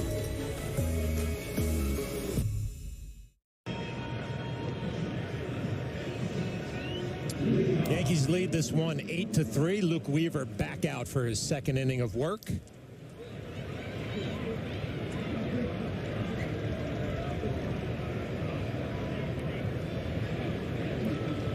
Luke Weaver got a little time with the Yankees last year, 3 starts. He's been with the Cardinals, the Diamondbacks, the Royals, the Reds, Seattle. The Yankees a little bit last year. 2, 3, 4 for the Blue Jays. Varsho, Snyder, and Bogle back. He switched up his windup a little bit, as you can see. He doesn't really have that high leg kick. It's almost a slide step from the full windup. You can see that just a little abbreviated leg kick. Ground ball to second base, easy out, 1 down. You know, spring training is one of the best times of the year for players. They are so relaxed, Meredith, down there in spring training. Now, Flash, I know you were dialed in last night for your first broadcast of the season, but you'd have to be living under a rock right now to not know that Aaron Judge is very good at baseball. But I think during the spring, he kind of wants you to know that he has other interests too. He's obviously completely focused on baseball, but he's been trying out some new things. And this year, he decided he was going to try to be the team photographer as yesterday's game started. Now, he took a picture and it wasn't exactly in focus. And when I asked him about it, he said he doesn't understand why people don't like it. He feels like if they don't get it, they don't understand what he was trying to do. He said it's abstract art, and it was a 10 out of 10. Now, I asked Anthony Rizzo about it originally. There it is right there. Make of that what you will, guys. And he said, well, that's terrible. But then Aaron Judge walked up right behind him in the clubhouse, and he said, you know what? It kind of looks like watercolor, like a painting. So maybe it is good. Maybe it's fine. But last year, as we know, you saw the picture earlier, he decided to try his hand as a team reporter, and he eventually decided that that was not for him. So I asked, what's harder, team reporter or team photographer? And he said, team reporter by far. You got to be on your toes for that. Photographer, well, you can interpret what you will of that potential watercolor-like non-focused picture that he took yesterday. Meredith, I don't think it was a bad picture. Meredith, I don't think it was a bad picture. It was a picture of the umpires, and it was fuzzy, but sometimes with some of their calls, that's what they say. They're a little fuzzy. According to him, you know, that's what he was trying to do. Look at him having some fun there with Trevino, Alex Verdugo there as well, Scott Efros. And look, the focus is on being the best team they can be, preparing themselves for the season, but they do have some fun. And guys, we've talked about this a lot. It just feels like there's a different vibe in that clubhouse right now. And obviously, there's a lot of optimism right now. It is spring. And yes, the roster looks great on paper. You need to go out there and handle business when the regular season starts. But this seems like a hungry group that is ready to prove that last year is not the team that they can be. Snyder gets into this one to left field, and that's gone. A solo shot for Davis Snyder. 8-4 Bombers. But Meredith, I wanted to continue on that theme because Aaron Boone early in spring training mentioned that we have to go out there and prove it.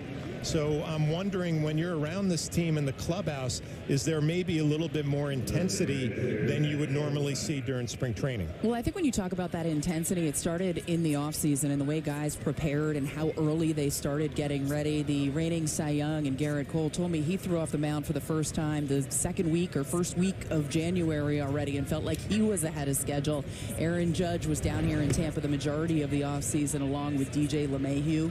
Anthony Volpe, you can tell he's put on some muscle mass. He's worked all off season to not only tweak and flatten out his swing a little bit, but also defensively he continues to put in work. Gleyber Torres working throughout the off season down here in Tampa. Nestor Cortez saying he wants to make sure his delivery is right, everything is right with him physically, so making trips 3-4 days a week, staying up here in Tampa and then flying down to Miami. So I think the commitment that you see after a season where they went 82-80, they want to ensure that that does not happen again, and they are doing everything in their power to prepare for that to not happen again. But Flash, as you said, you got to go out there and do it when the regular season starts. Yeah, you got to show it. So good stuff, Meredith. We'll check in with you a little bit later on as Luke Weaver gets another weak ground ball to second base, 2 down. You know, I was always a believer of team chemistry. I know some people think, oh, it's overrated, you know, team chemistry. You know, if you're winning, it's always good team chemistry. Yeah, true. But when you have a great clubhouse and you have everybody pulling in the same direction, you know, I remember the teams that we were on, and we had great team chemistry. And it's a little tough to build that in spring training because everybody is so in different spots. As that one is lined to the new right fielder, Oscar Gonzalez. So the Blue Jays chipping away. A solo shot by Snyder. 8-4 Yankees. Is that better? The finely crafted Volkswagen Taos. It's built just right. Get 1.9% APR financing for 48 months plus a $500 customer bonus on a new 2024 Taos or Tiguan.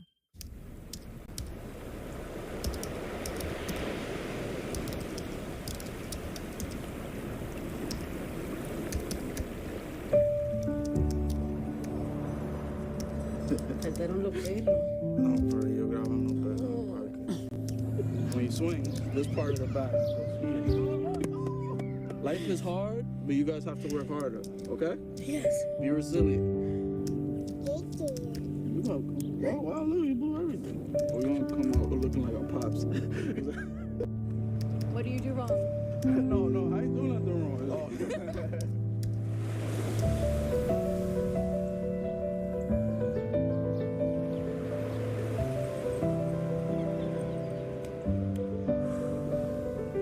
My name is O'Neal Trinidad, and I want to live.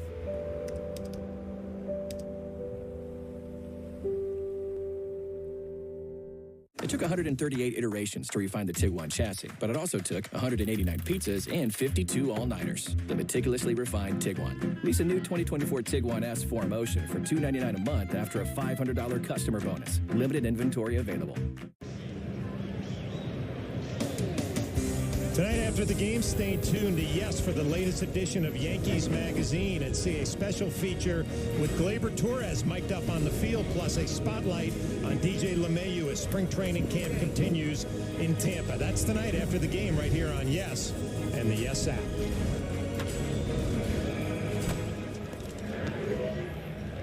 A new pitcher for the Toronto Blue Jays, Yimi Garcia, taking over in the bottom of the fifth. His numbers from last year worked a lot of games. 73 ERA just at 4 and 79 strikeouts, only 15 walks.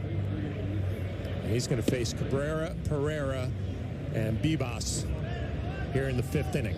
Yeah, good slider. He throws a slider a lot. Fastball, 94 to 95. He loves that slider. Throws it more than 50% of the time. You know, we were talking about team chemistry, and you know, in spring training, it's tough to, I think, to build it early. And you were talking about how they're having such a great time. You see the smiles, but you know, the pitchers are in their spot doing PFP. They're off doing drills. They're off throwing on the side. The only time you really see your team is maybe in the dugout, and it all depends on, I don't know what their rules are now. If they're just sticking around for maybe 5 innings, if you're playing at home and they're out, and if you're not even, well, now everybody plays, you know, everyone around baseball. And then the position players have doing their own thing, going through drills and defensive drills and also batting practice. Catchers, you guys are all over the place. And plus the locker room, you got about 60 to 65, 70 guys in there. So it's hard to build team chemistry until about the end of spring. Cabrera pops that one up. Easy play for Espinal. Well, Everson Pereira hit a bomb in the second inning, and we talked to Aaron Boone. He said it was a slider that he took before the home run. There it is right there, where he just settled into his swing. Well, the next pitch, Nelly, goes a long way. Yeah, that was a nasty curveball from Dallas that he was able to lay off of down and away, and he got a hanging slider that he absolutely crushed to left field. And you know, it's got to be tough for a young guy knowing, okay, what the Yankees did transaction-wise, adding to the outfield, and you're wondering, or you know, going into the end of the season, hey, I might have a shot at making this team. And now all of a sudden with Soto and Verdugo, Grisham, you have Aaron Judge out there. There's really no place for him. And now it's okay, I got to relax a little bit. I got to show him that, hey, I'm still that hitter that they called me up last year for. And just relax in some sense and have a good spring and keep those eyes open.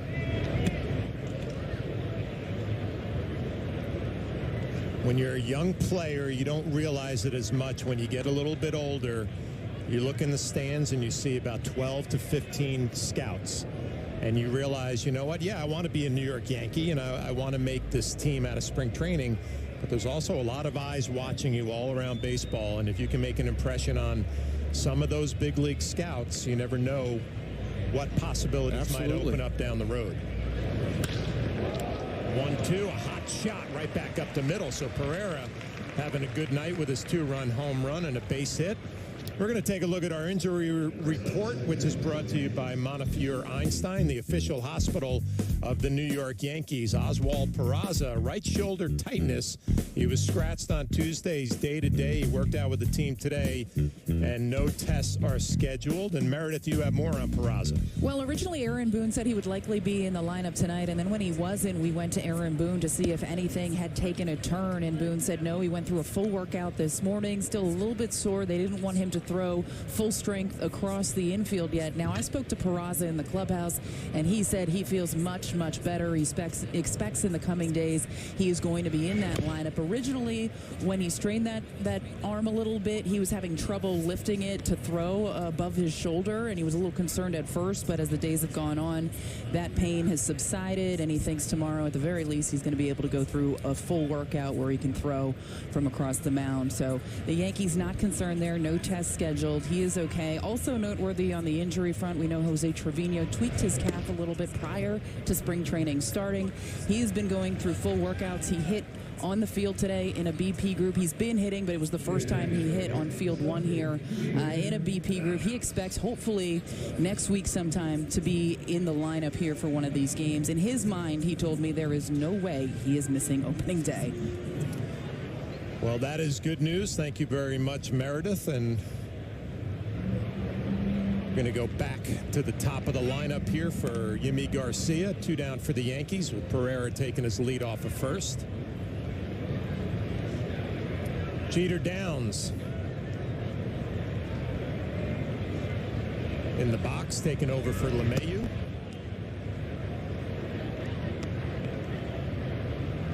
You know, Nelly, you're getting back to that chemistry conversation that we were having.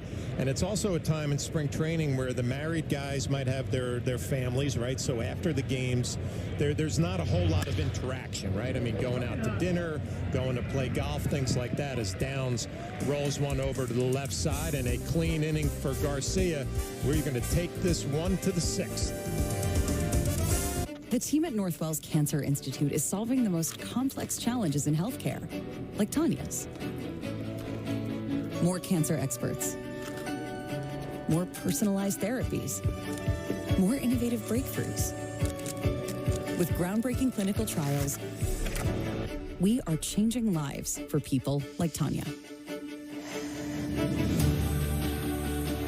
Northwell is raising health for more New Yorkers with cancer than anyone.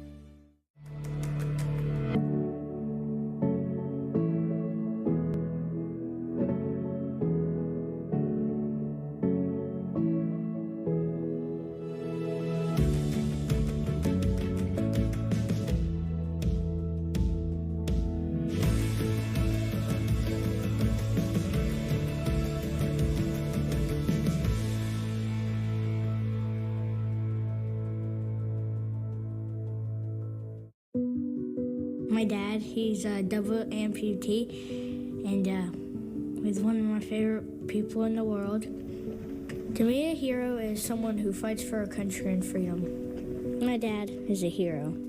Homes for Our Troops built this house, and it's basically made for him. My dad can get through the wide doorways. When he is making our lunch, he can reach anything we need. He'll help me build tiny projects. Life is good here. Without Homes for Our Troops, we'd be living in a home that didn't have all these features that helped him. Homes for Our Troops builds and donates specially adapted custom homes nationwide for severely injured post-9/11 veterans and enables them to rebuild their lives. If they get a new house like this one, it'll help them do normal life. My dad's not just a hero, he's my hero. Join our mission at hfotusa.org.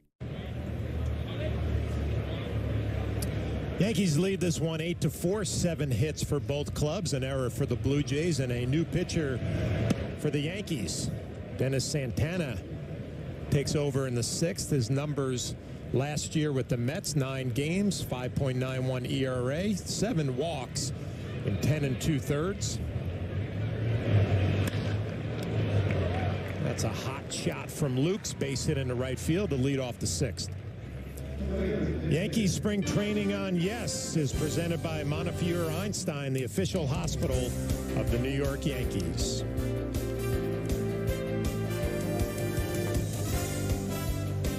Beautiful look outside of George M. Steinbrenner Field. Night baseball on a Friday night during spring training. Thanks for joining us here on Yes. John Flaherty, Jeff Nelson, Meredith Marakovitz. Santana fastball 94 to 96. He has a slider and a changeup. He's been with the Dodgers, the Rangers, the Mets last year. 2022, he pitched 63 games with Texas out of that bullpen. Runner on the move. Barger a base hit to right field. And the Blue Jays going to go a little first to third here in the 6th inning.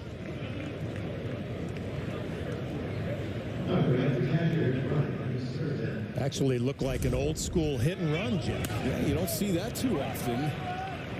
Breaking ball up. It was a slider up, and nice job by Barger. It was probably a ball, but with Luke's on the move, it's a base hit to right field. There you see where this pitch is. It's up and in. Nice at bat for Barger. First and third, nobody out. A good fastball from Santana, and some of the things that we get from our research department, Jeff, are quite amazing. From James Smythe, Santana is named after Dennis Rodman and Anthony Hardaway, and his dad is a big basketball fan. Really? So there you go. Well, Dennis Rodman and Dennis, but where is the Anthony Hardaway? Anthony Hardaway. Is that a middle name or something? I'm just going to trust James Smythe on this one. Anthony is his middle name. Showing a good fastball at 96. There's a breaking ball that backs up on him.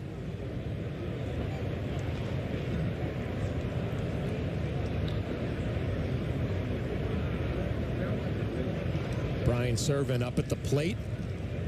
Non-roster invite in Toronto Blue Jays camp. Has had a good spring for the Blue Jays. Gets underneath this one. A pretty easy play there for Van Meter. One down.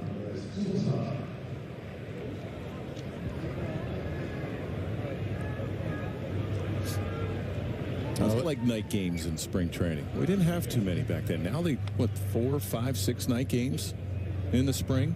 We'd have one. You like them? I love them at the end of spring training. I felt like my routine at the beginning of spring was getting there early, getting your work done, right? Getting out by maybe 1 or 2 o'clock. And then all of a sudden you get a night game thrown in there and your sleep schedule, you sleep in a little bit. But I like those night games right at the end of spring training where you start getting ready for the regular season.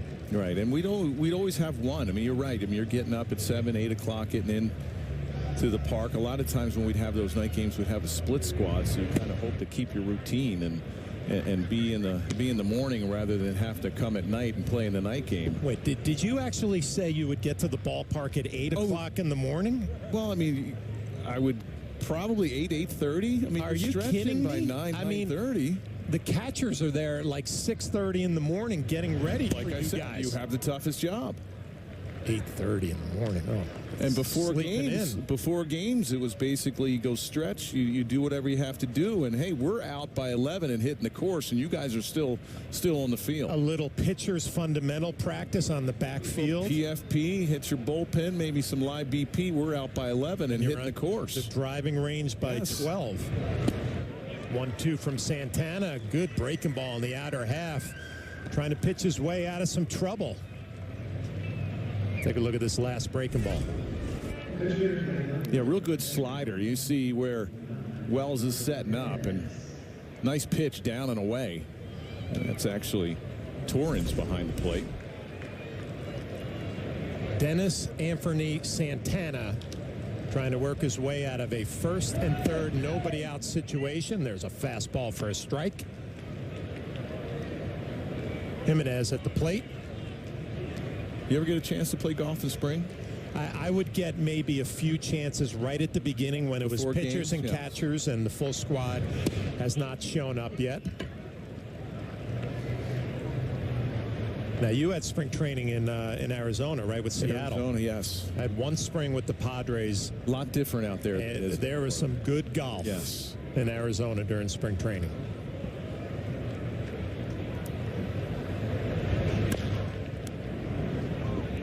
And it was tough, you know, with out in Arizona. It was nice because the travel was so close. I mean, every team back then there was 3 teams in Tucson. That was about the only long trip.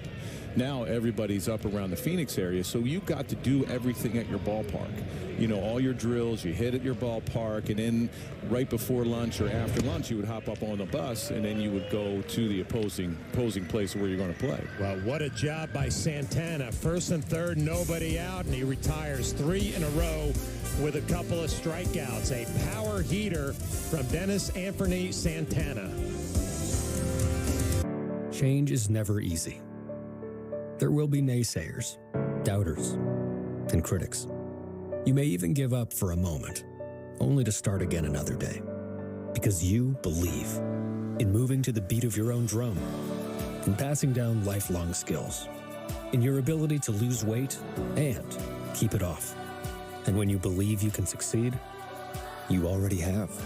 Wegovy is for adults with obesity and shouldn't be used with semaglutide or GLP-1 medicines. Don't take Wegovy if you or your family had medullary thyroid cancer, multiple endocrine neoplasia syndrome type 2, or if allergic to it. Stop Wegovy and get medical help right away if you get a lump or swelling in your neck, severe stomach pain, or an allergic reaction. Serious side effects may happen, including pancreatitis and gallbladder problems. Wegovy may cause low blood sugar in people with type 2 diabetes, especially if you take medicines to treat type 2 diabetes. Tell your provider about vision problems or changes, or if you feel your heart racing while at rest. Depression or thoughts of suicide may occur. Call your provider right away if you have any mental changes. Common side effects like nausea, vomiting, and diarrhea may lead to dehydration, which may cause kidney problems.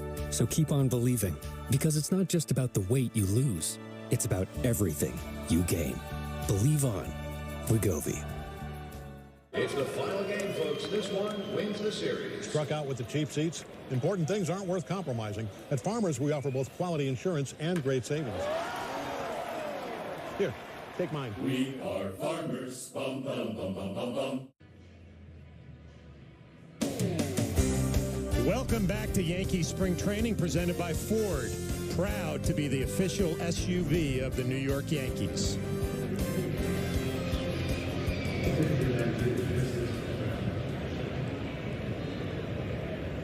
Manager Aaron Boone looking on. And a new pitcher for the Blue Jays, Genesis Cabrera.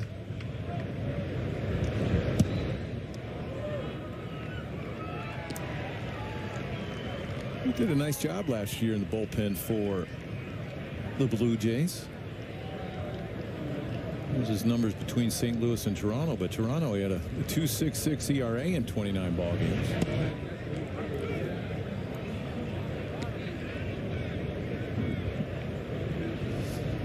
And then in Florida with the spring training, everything's travel. So you get there early, and then you have to hit at the opposing ballpark. I wasn't a big fan of that. I liked going.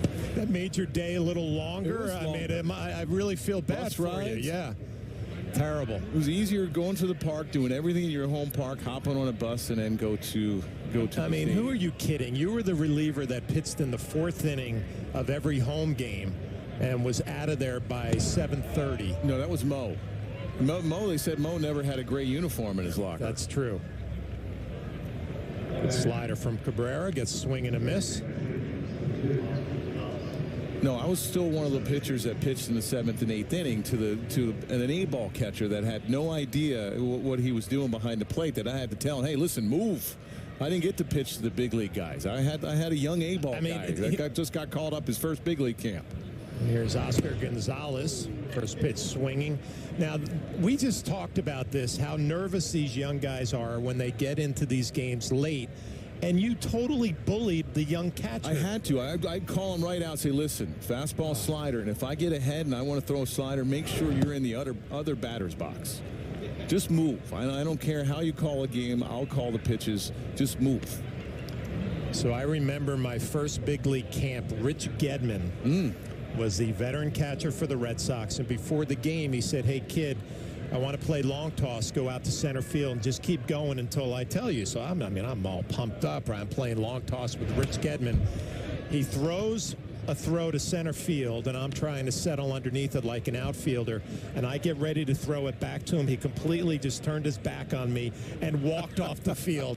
It was the first time I got big leagued on a big league field by Rich Gedman, and just walked into the dugout, left me hanging all the way on center field. I appreciate it, Geddy. You're bullying around young A-ball catchers in the 7th inning of a big league spring training game. Exactly. And you know what was different from Arizona? I mean, a lot of things were different for spring training-wise between Florida and Arizona. But also Arizona, as far as a guy that had a good breaking ball, it didn't break as well in Arizona because of the air as it does in Florida.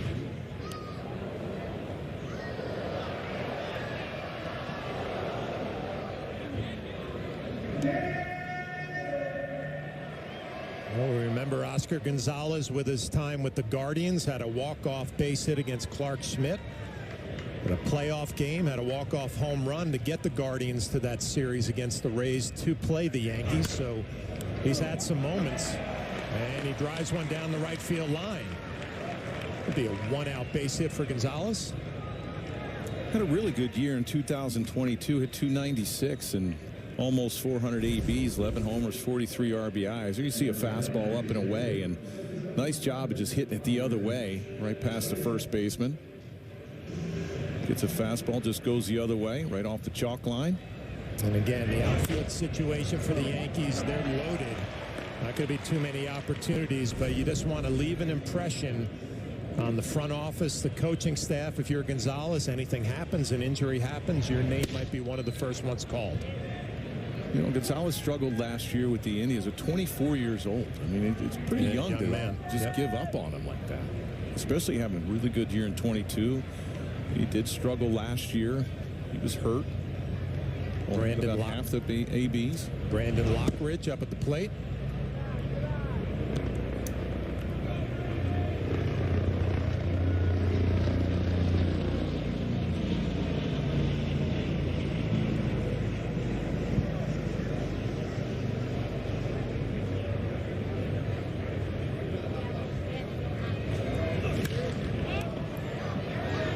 It up.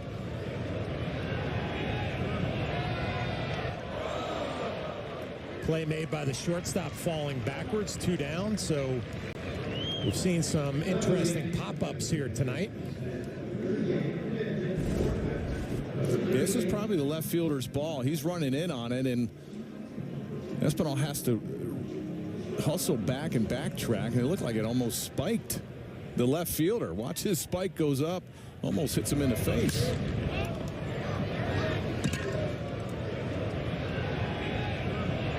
It's probably the left fielder's ball right there. He calls it, but the shortstop takes it, and Espinal.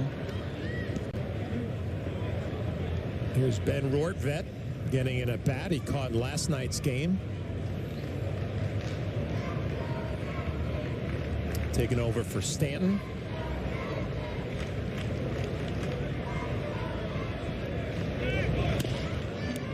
Runner on the move, ground ball to first base. So Cabrera, a pretty simple inning as Rortvedt rolls over. The Yankees lead this one 8-4. Up your fan engagement with Yes Rewards on the Yes app. Watch live games and earn points. Play the hottest games and score more. Earn status, then redeem your points to win prizes. Yes Rewards on the Yes app. I consider myself the luckiest man on the face of the earth. Playing in Yankee Stadium is the best thing that could ever happen to a ball player.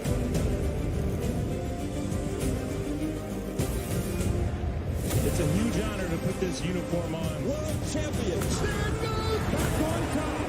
This is the Yankees being the Yankees. Going back, Judge dives and makes the play. He took an extra base hit away and he saved the run. Drove deep to left field.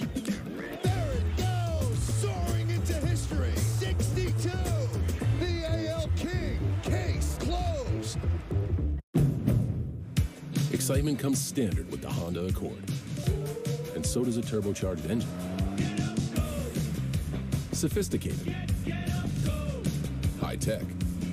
Style that enhances functionality. Stand out with the Honda Accord. From Honda, the most awarded brand in Car and Driver 10 Best history. Contact your Honda dealer today or shop online.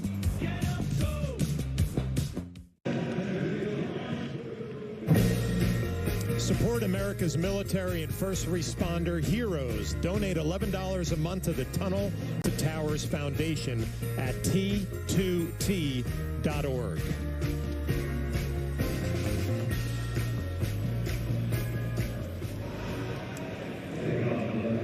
Santana back out there for another inning of work.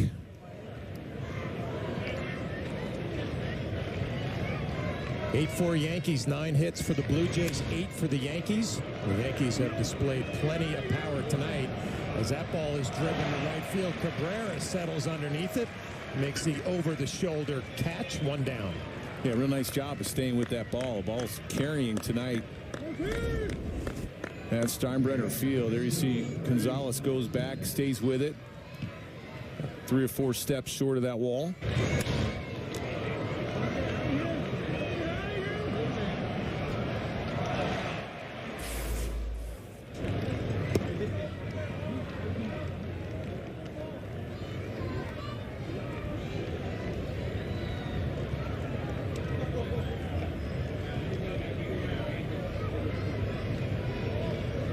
Elvis Martinez getting in a bat here in the 7th.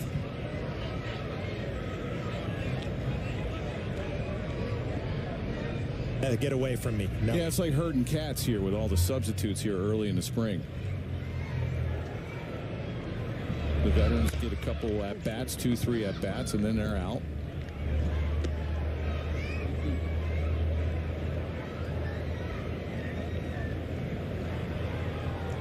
Blue Jays are going to be an interesting team to pay attention to this year.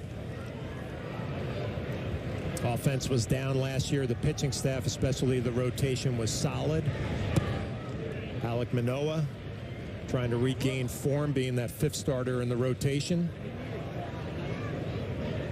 And they've made some moves, but I wouldn't say big moves. Justin Turner coming over is going to be a nice addition for them. And we know the American League East is going to be a battle.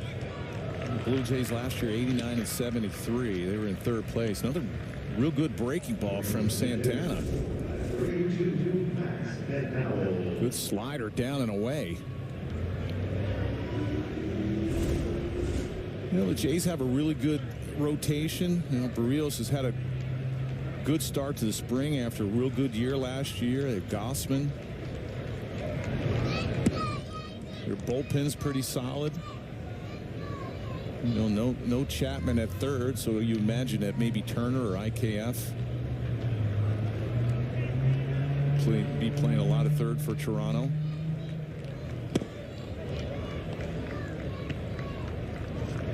Max McDowell up at the plate.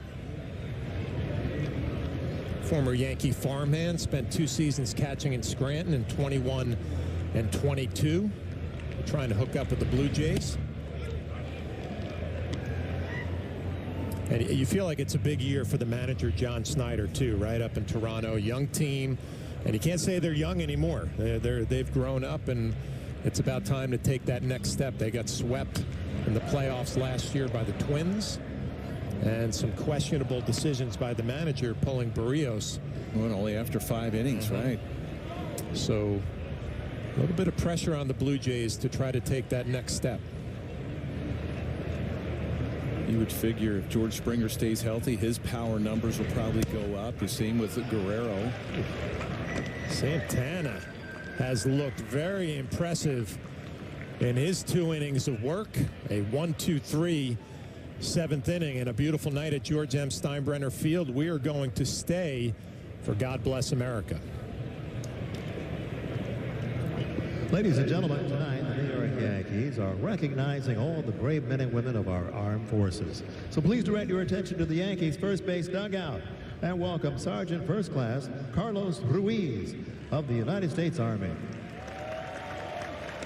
Sergeant Ruiz has served our country for 11 years and is presently a unit supply specialist with 1 deployment to Iraq, and is presently assigned to the United States Special Operations Command at McDill Air Force Base.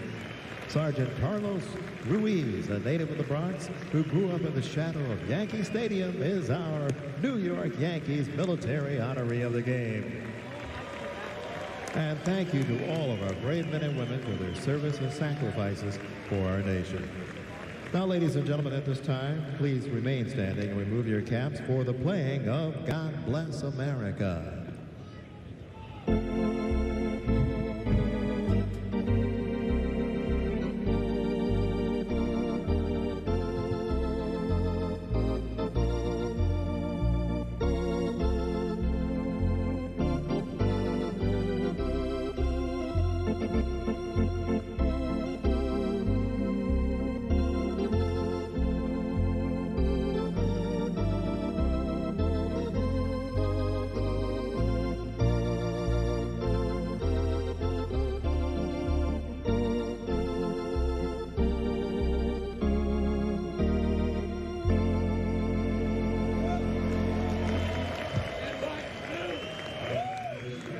For generations, hardworking people have relied on Ford F-Series trucks, making them America's best-selling trucks 47 years straight.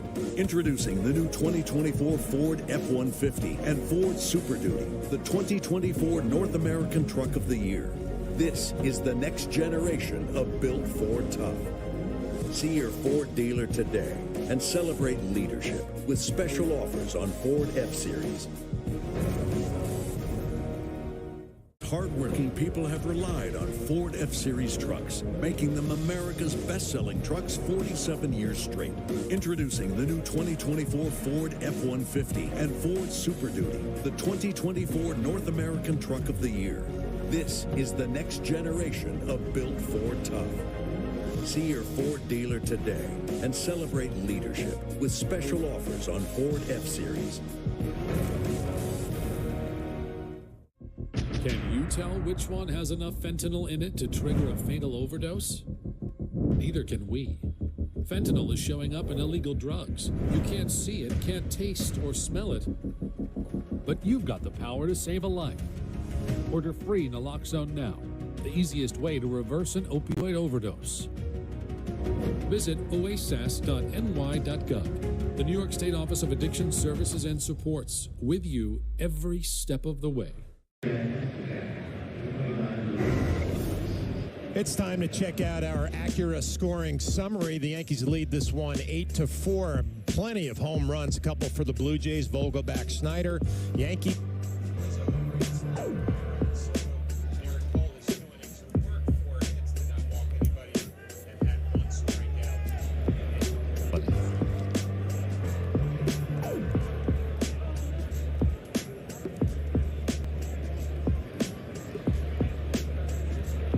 Bottom of the 7th inning. A new pitcher on for the Toronto Blue Jays. Brandon Eisert. Left-hander, number 79. And he's going to face the new catcher for the Yankees. Been in there a little bit, Luis Torrens. And quickly behind in the count, 0-2. The numbers in AAA last year, 59 games, 76 strikeouts in 69 innings. Little three-quarter delivery, stepping towards that first base dugout, throwing across his body. Fastball slider, that was a changeup down and away. Last couple of years he's spent at AAA with the Blue Jays. Hot shot, foul.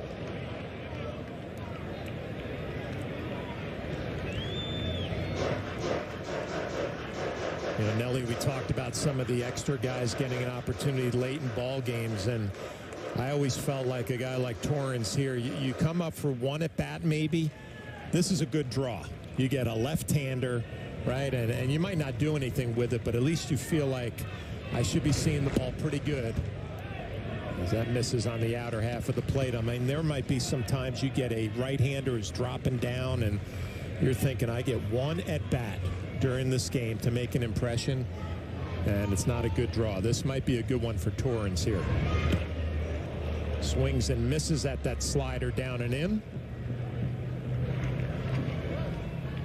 Or not. Or not. But from a three-quarter angle and a right-handed hitter, it's a real good slider down and in the dirt that Torrens swings over. You see the ball a little longer.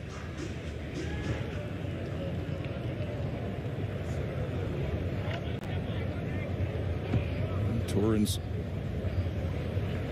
was in the Caribbean Series with Venezuela. He won the Caribbean World Series, Venezuela did, about a month ago.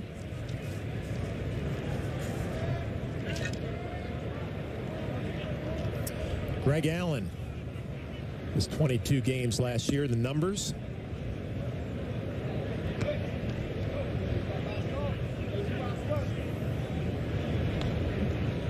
Veteran outfielder with speed.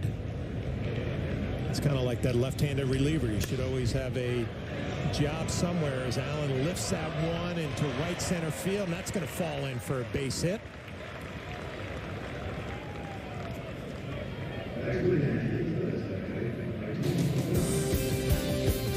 Yankees spring training on Yes is presented by your local Ford stores. There's an engine that drives his team. Ford is proud to be the official SUV of the New York Yankees. Well, you mentioned speed. Let's see if Greg Allen can get a good jump off the lefty. Van Meter up at the plate. Talked about that good draw for Torrens hitting right-handed. Josh Van Meter goes up there lefty, left on left. See if he can hang in there, drive one right back up the middle. Now there's a good slider down and away. You mentioned lefty on lefty and a three-quarter guy coming right at you. He'll probably go with that slider again down and away.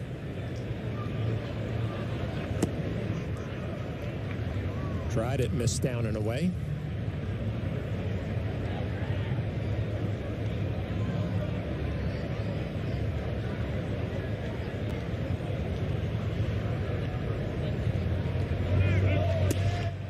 There goes Allen. The throw, a little bit low. No chance.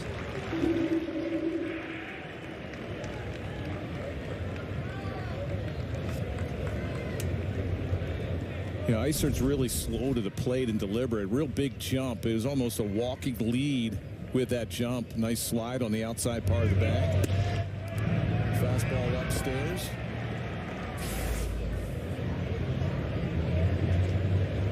There's a 2-2 to Van Meter. That's popped up the other way.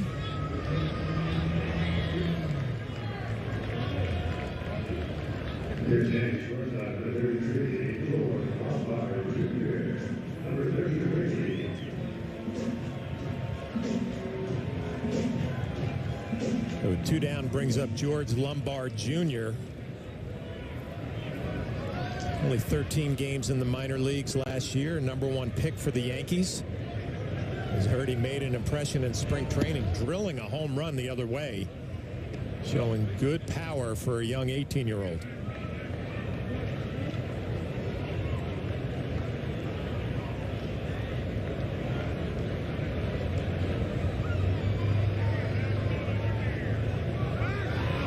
Allen dancing off second. Eisert's going to pay attention. The throw ends up in center field. Allen cruises on into third.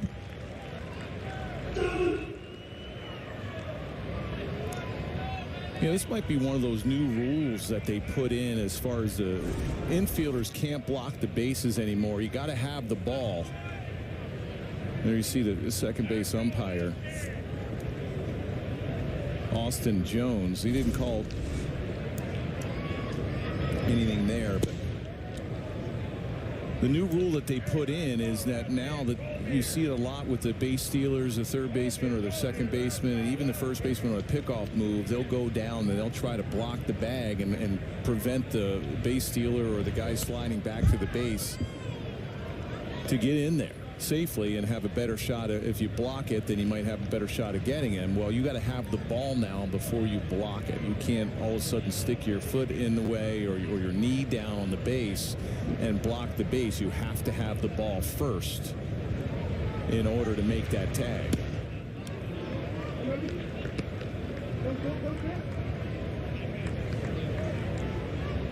And the umpire can call an obstruction call if he does see that the infielder blocked the bag before he had the ball, and then that way he takes that extra base, the base runner. Be a foul ball. There are also a few tweaks to some other rules, right? Well, there's 18 seconds now. There's no 20 seconds with men on base. The pitcher has 18 seconds. They felt like last year. You see it just goes. That was pretty close to hitting on the fair side of third base. And it just went on the other side.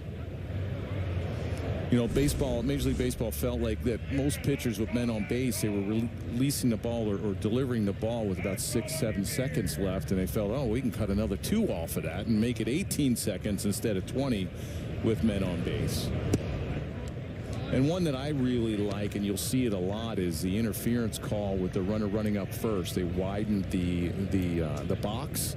Now it goes all the way to the grass instead of the only way. I mean, you see a lot of interference calls when base runners are running directly towards first, and umpire will say, hey, that's interference.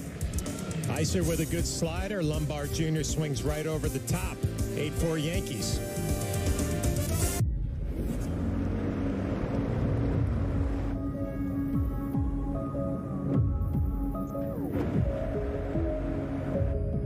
Hey Google, take me to Lookout Point. Okay, navigating to Lookout Point.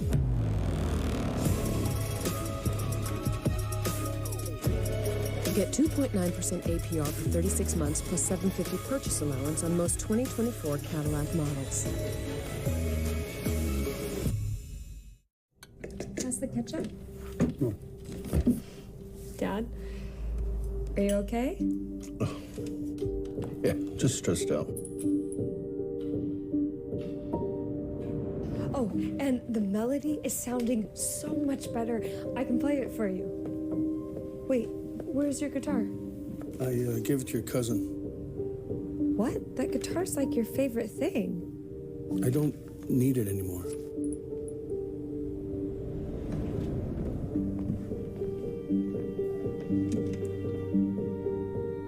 Some things are just better than others.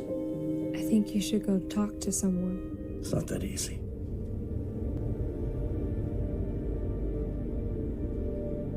Have you been thinking about suicide? You can talk to me, Dad.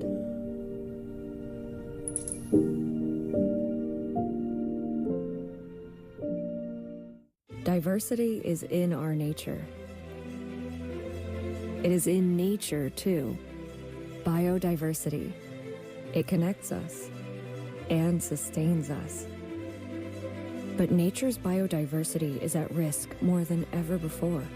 And the future of all life is in our hands. So what will you do? Love it or lose it? Garrett, first time out there this spring. What do you take away from this outing? Feeling pretty good. Got through the workload that we wanted to, and overall the execution and command was pretty good. Overall, how'd you feel about your stuff this early? Yeah, it was pretty good. Like pretty chill effort, and but some crisp pitches, and Austin gave me some good feedback on how the ball was moving, and so yeah, it's a good first step. You mentioned Austin Wells. He's caught a couple of your lives, a couple of your side sessions. What was it like working with him? Yeah, it's fun. You know, he's young. He's got a lot of energy, and he's exciting to work with. Aaron Boone made the comment before the game that you know exactly what you need to do to get ready for the regular season. Did you enter tonight with something that you were really trying to work on, or I wanted to throw this many fastballs, this many sliders?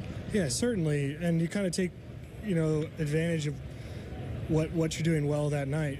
We have an opportunity to, rep out pitches and repeat locations over and over again, and just continue to try to groove those movements so that the command is there as we keep moving along. What's up for your next outing? Do you have a game plan for that already? No, I'm just gonna take it day by day and recover and get to the next outing when we get to the next outing. Do you worry at all about the recovery, or you just assume you're going to recover, feel fine tomorrow, or is that a process too as you go out throughout spring? Yeah, I mean, certainly every spring, you know, you got to focus on that, and so it's part of it. You're one of the guys that other pitchers always tend to come up to, kind of pick your brain a little bit. There are a lot of young pitchers in camp. Anybody stand out to you so far, Garrett? Oh, well, we have a lot of good stuff. I really like the two lefties that we've gotten from the Dodgers. Those guys are true pros, Fergie and Victor, and you know, our two highly touted starter prospects are very hungry and have good work ethic. And probably the most impressive thing has been Nick Birdie. He's really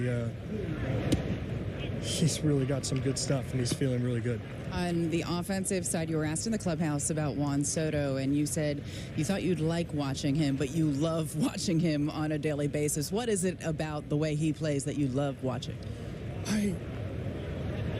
Well, he's a consummate pro as well, and he's just so talented. You know, like, I mean, he can really place the ball wherever he wants on the field, and not at a low exit velocity. Like, he can place a ball at 108 miles an hour down the left field line, and I just that's magical.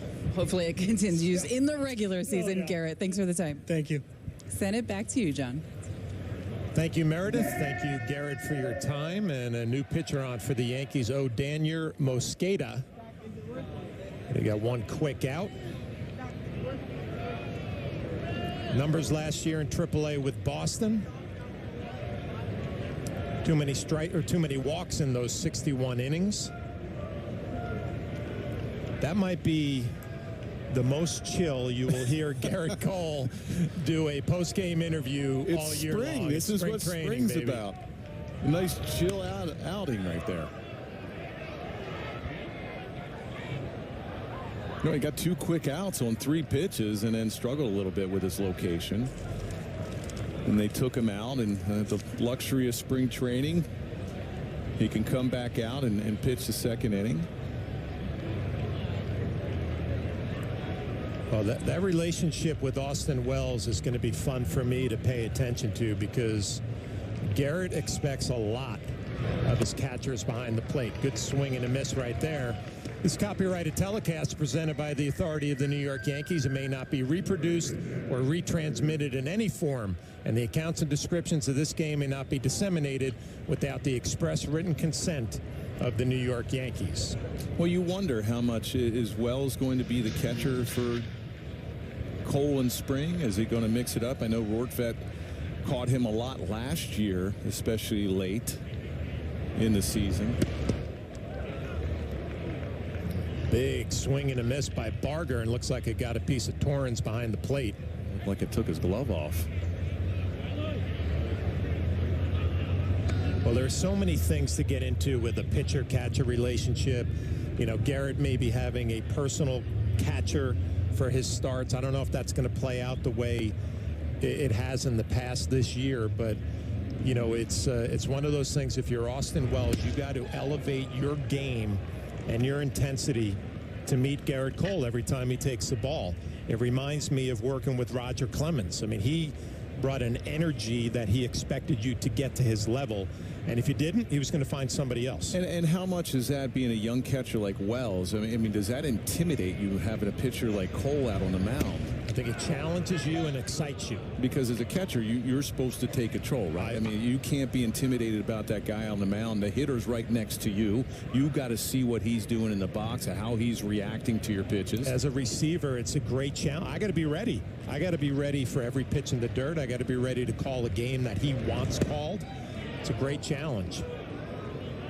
Mosqueda just missed with that fastball. So I think it's a great challenge for anybody catching Garrett Cole. Yeah, you see how Mosqueda throws across his body, and that fastball on the outside part. He's got a really good breaking ball down and away to a lefty, and you wonder if he's going to come back with that right here. But I always felt catchers played such a huge part with a starter, especially exactly what they have during that day. It could change from the bullpen warm up to the game mound. You're seeing what the hitters are doing, how they're moving in the box, how they're reacting to certain pitches. Also, you might have a starter out there that not lackadaisical, but all of a sudden feel that, hey, they have nothing that day, and it's up to the catcher to try to will them through, at least get them 6 innings or 7 innings. And, the catcher plays such a huge part in their performances, the starter's performance. Barger hanging in there on some tough breaking balls. I can remember Jorge Posada with David Wells. I mean, David Wells would go out on occasion and would just not have it, and almost not one out of the game, but say, hey, I don't have anything today. I don't know how I'm going to get. And Posada jumping on him and saying, hey, you know what? Let's go. You got to bear down here. And next thing you know, he throws 7 shutout, and it's all because of Posada, his ability to get the starter through or get into the game as deep as he can.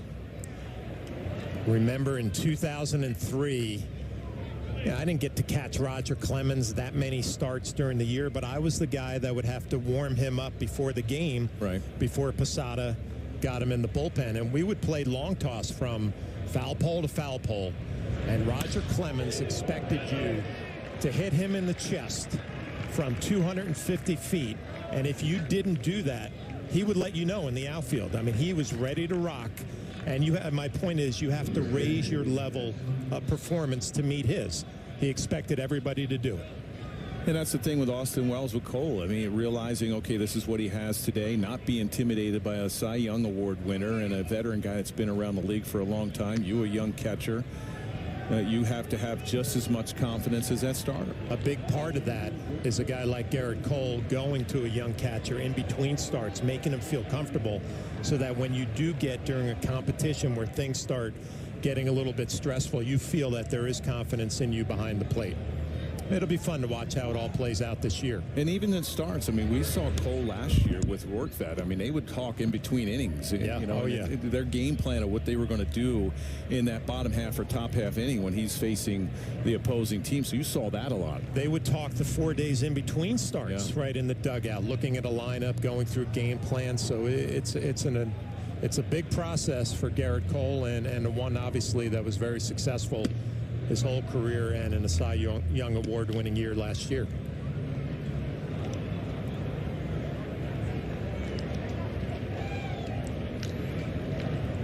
Two quick outs from Mosqueda here in the 8th inning, trying to finish this one off. De Los Santos up at the plate.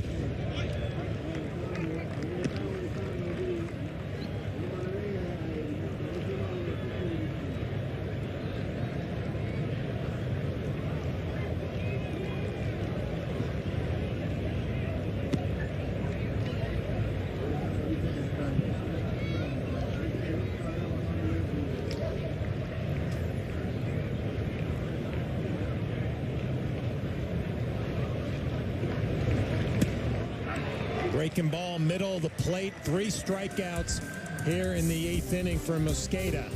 Yankees lead this one 8-4. We're going to take it to the bottom of the 8th. Hey, it's me, your future you. You made bad money moves, so no vacations for you.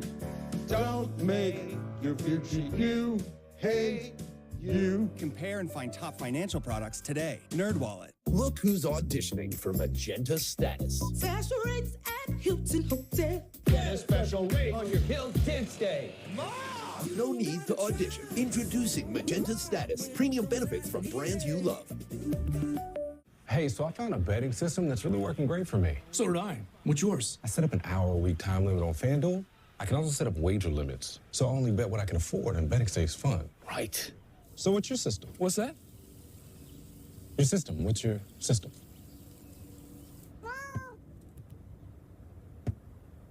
What is that? Every bettor has a system. Make FanDuel's responsible gaming tools a key part of yours.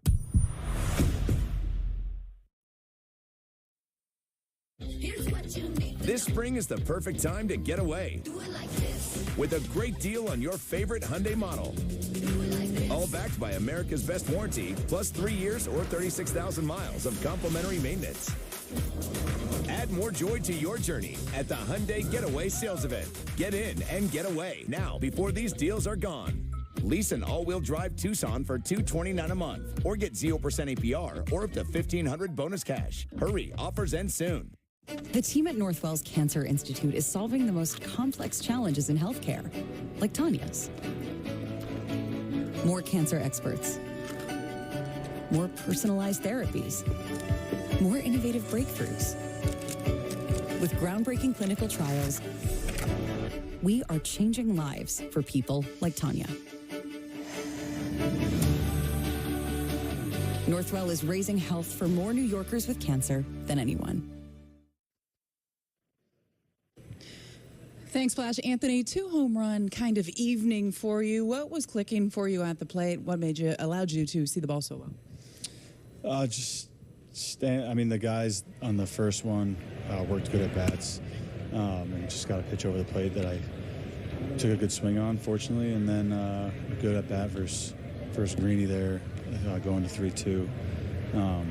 Just been feeling good. Everything is heading in the right direction, physically, mentally, emotionally. So definitely when you have results like this early in spring is always nice for everything that you've been doing, kind of just to get that little extra validation. I talked to you the other day. You said the concussion was behind you. You took a couple live sessions, and that's when you knew that was not going to be an issue. You were seeing the ball much, much better, but you added the extra validation you just said right there. Is it still something to be said, doing it in a game and knowing that you're seeing the ball well?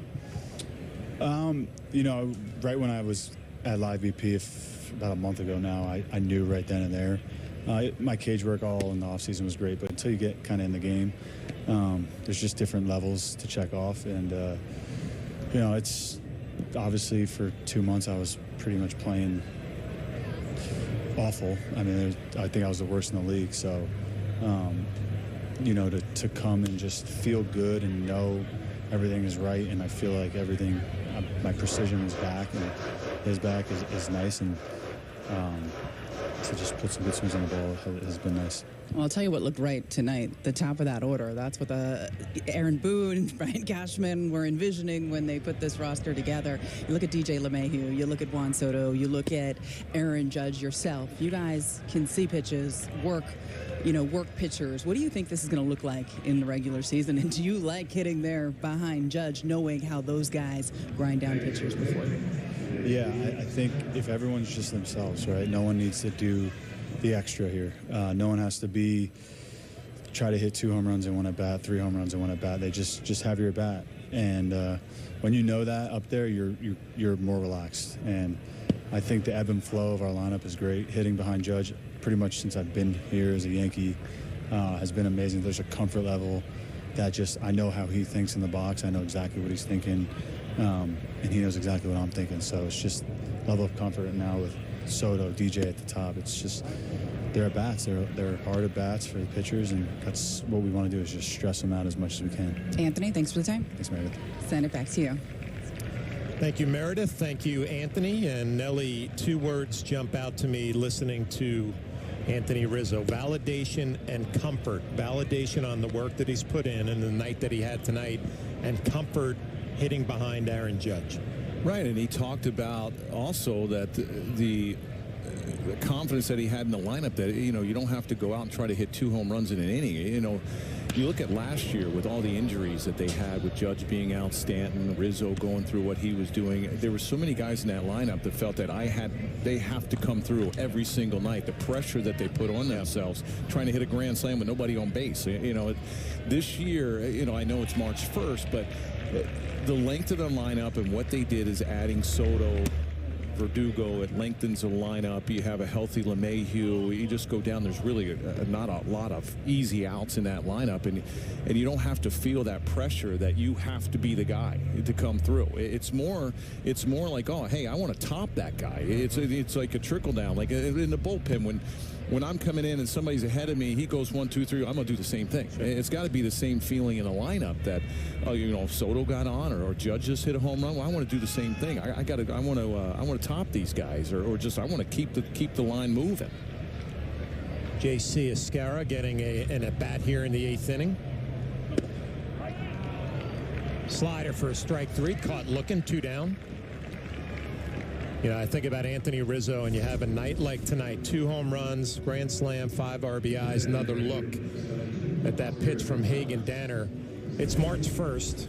You have, 27 days to get to opening day. Now the challenge is, okay, this is where I want to be. Now I got to keep the intensity and concentration all the way through.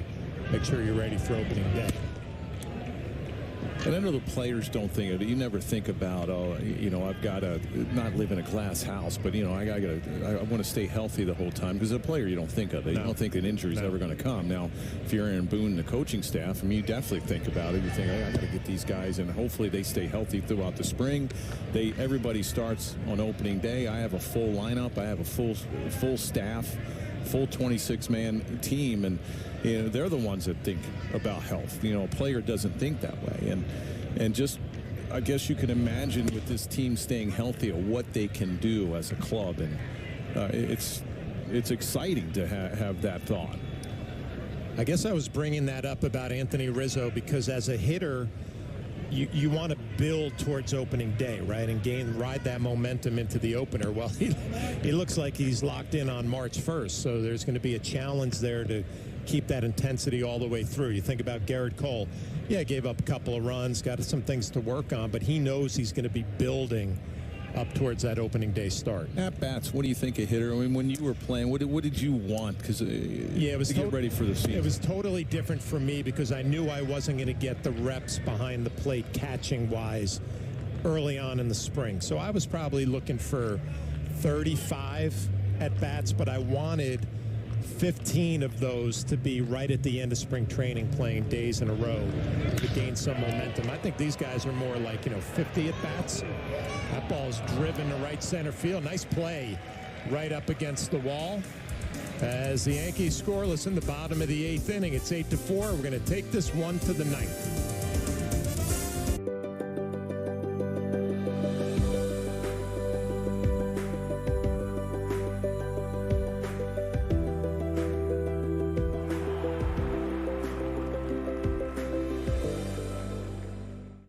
Change is never easy. There will be naysayers, doubters, and critics. You may even give up for a moment, only to start again another day. Because you believe in moving to the beat of your own drum, in passing down lifelong skills, in your ability to lose weight and keep it off. And when you believe you can succeed, you already have. Wegovy is for adults with obesity and shouldn't be used with semaglutide or GLP-1 medicines. Don't take Wegovy if you or your family had medullary thyroid cancer, multiple endocrine neoplasia syndrome type 2, or if allergic to it. Stop Wegovy and get medical help right away if you get a lump or swelling in your neck, severe stomach pain, or an allergic reaction. Serious side effects may happen, including pancreatitis and gallbladder problems. Wegovy may cause low blood sugar in people with type 2 diabetes, especially if you take medicines to treat type 2 diabetes. Tell your provider about vision problems or changes, or if you feel your heart racing while at rest. Depression or thoughts of suicide may occur. Call your provider right away if you have any mental changes. Common side effects like nausea, vomiting, and diarrhea may lead to dehydration, which may cause kidney problems. So keep on believing, because it's not just about the weight you lose. It's about everything you gain. Believe on. Wegovy.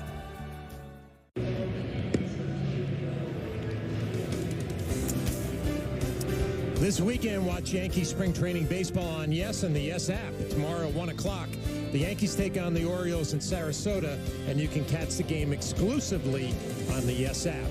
Then on Sunday afternoon, the Bombers are back at Steinbrenner Field for a matchup with the Tigers. First pitch is set for shortly after 1 p.m. on Yes and the Yes app. A reminder, Yankees opening day, March 28th against the Astros in Houston.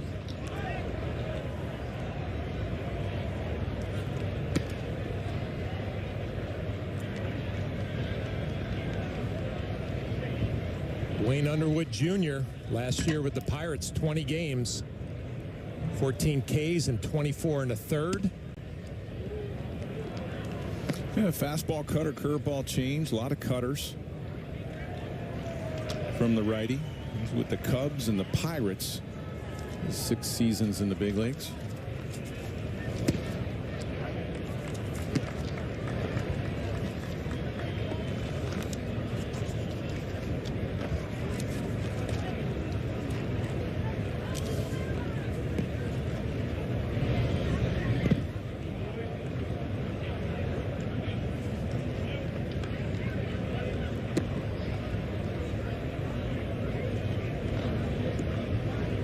Going back to that question about how many at-bats, did you ever go to the minor leagues and lead off every inning? Because a lot of guys can do that if they feel like they need more at-bats and they're just not getting it in the A game. They go and lead off every inning. Yeah, I never did that. I went to like a B game. You remember when we used to play B games? And I went to one of those B games and DH'd and tried to get a lot of at-bats. And actually, I was coming off my worst offensive year in 1998 and went to a B game the next spring in 99 and found something.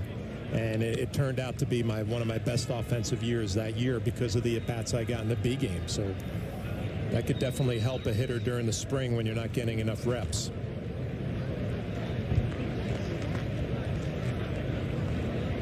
You like going to those minor league spring games, right? You throw an inning or two. As Jimenez takes one off of the arm. You get an inning in a 1 o'clock game, you're out of there? Yeah, you know what? I probably would have much rather pitched in a big league game with the fans in well, then it was an A game. I mean, a B game, you never wanted to see your name up on the B game roster. This is just a fastball, just keeps riding in to the righty Jimenez. It hits him, looks like on that forearm. That right forearm, maybe on the hand. It got him. He's got that padding on the top of the left hand, and I think it hit him on the side of it. Looks like he's going to be okay.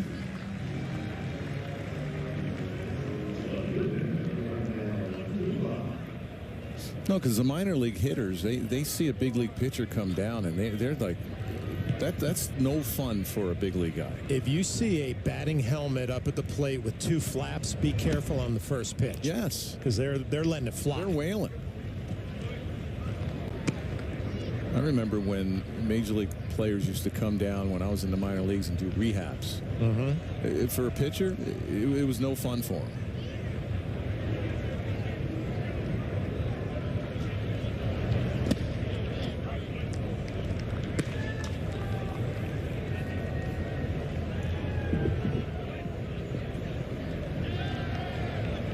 Rafael Lantigua. Good numbers in AAA last year.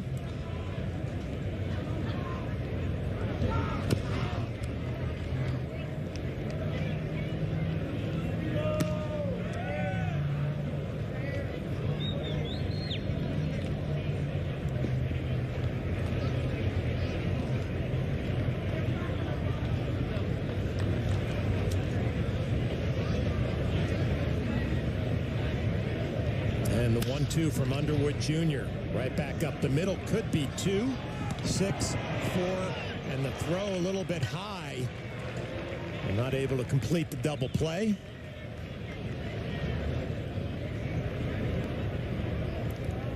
You know, this is a ground ball that you wonder if Lombard Jr., the shortstop, he watches hit up the middle. Is this a ball that maybe he might have a chance to take himself and throw over? Maybe off the base, maybe too deep to get over there. A little shovel pass, but just a little underarm throw, a little sidearm throw from Van Meter. And it took Escobar off the bag. It was an easy double play right there.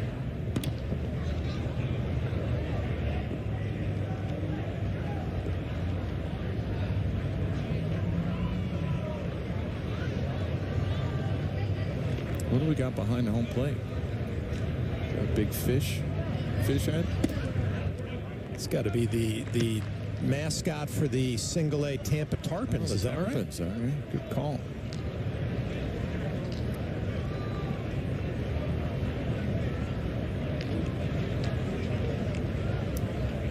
enjoying a Yankee 8-4 lead here in the ninth inning. Some Cracker Jacks.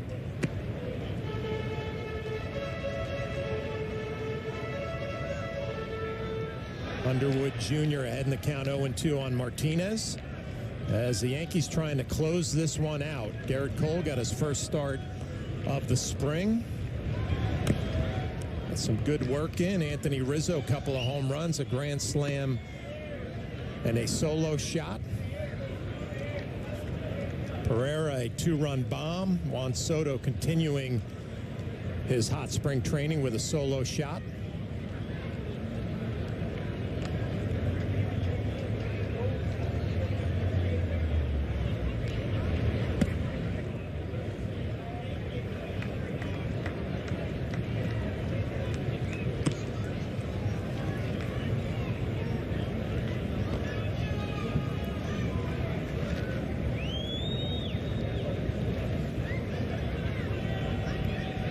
James Rowson, the new hitting instructor for the Yankees, have to be pleased with what he has seen during the spring so far. Yankees have been swinging the bats well. Besides last night, they were shut out.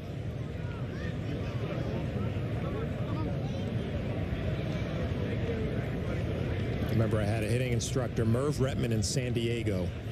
And we had a team that won the National League West, went to the playoffs, and I said, you got the easiest job ever. You got Steve Finley, Ken Caminiti, Tony Gwynn. I mean, to be a hitting instructor on this team is a piece of cake, as that one was skied by Martinez. 2 down. And he gave me a very interesting answer. He said, you know, listen, we got a good group to work with, but this was the National League back in the day when the pitcher hit. If I have 8 hitters in that lineup, it's probably 5 of them are feeling pretty good, and the other 3 I really got to lock in on. So even when you look at this Yankee lineup, and if you're a hitting coach or a hitting instructor, there's always going to be 1, 2, 3 guys who don't have it figured out that you got to get them back on track. Right, and then you have to be a good psychologist as well. Sure. You know, try to work on the head. Get rid of the cobwebs sometimes when these guys come to the park. I liked listening to Rowson when he talked about hitting philosophy, and he said, listen, it changes with every hitter in the lineup. They're going to tell me what they need to do, what their mechanics are, how they like to get their work done, as that one's going to get away from Torrens behind the plate, and it's my job to adjust to what they need to do. It always bothered me when hitting instructors said, oh, this is our philosophy or style. Every hitter is different. Every hitter's different. Yeah. Every pitcher's different, same thing. You know, pitching coaches, hitting coaches, you don't make them, you can't make them a robot. You can't make them one way or your way.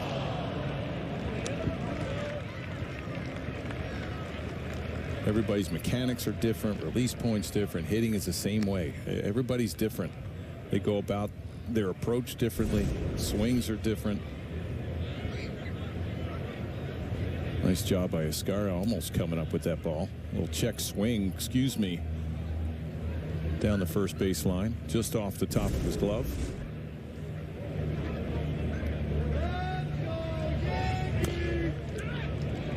Ground ball to the right side. Escara up with it. Over to Underwood Jr., and that will do it. An 8-4 Yankee victory. Aaron Boone enjoying that. We're going to take a little break, and then we're going to wrap this one up when we come back. Yankees take it 8-4. If a first responder dies in the line of duty and they leave behind a young family, the Tunnel to Towers Foundation will be there to take care of them. I want to let you know that we are going to pay off your mortgage. It's so special. It's most helpful. We're so grateful. And I certainly know to be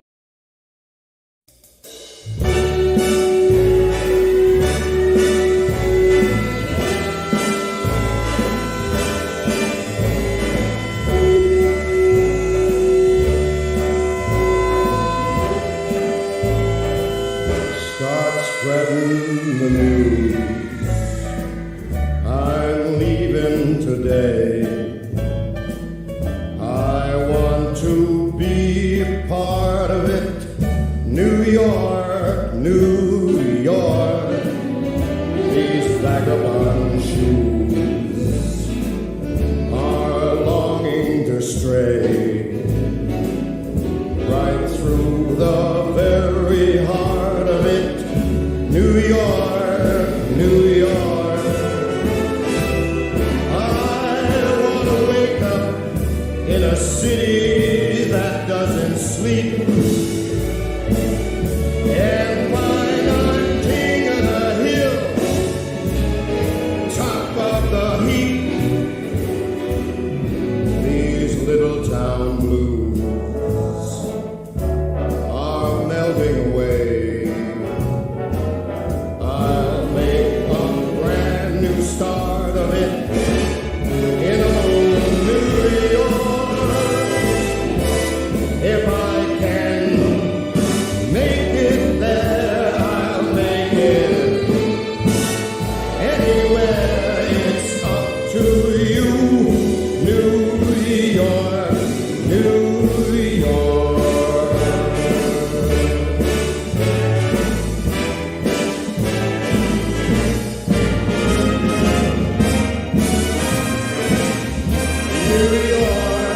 New York, I want to wake up in a city that never sleeps and find I'm a number one, top of the list, king of the hill, a number one. These little town blues are melting away. I'm gonna make a brand new start of it in old New York.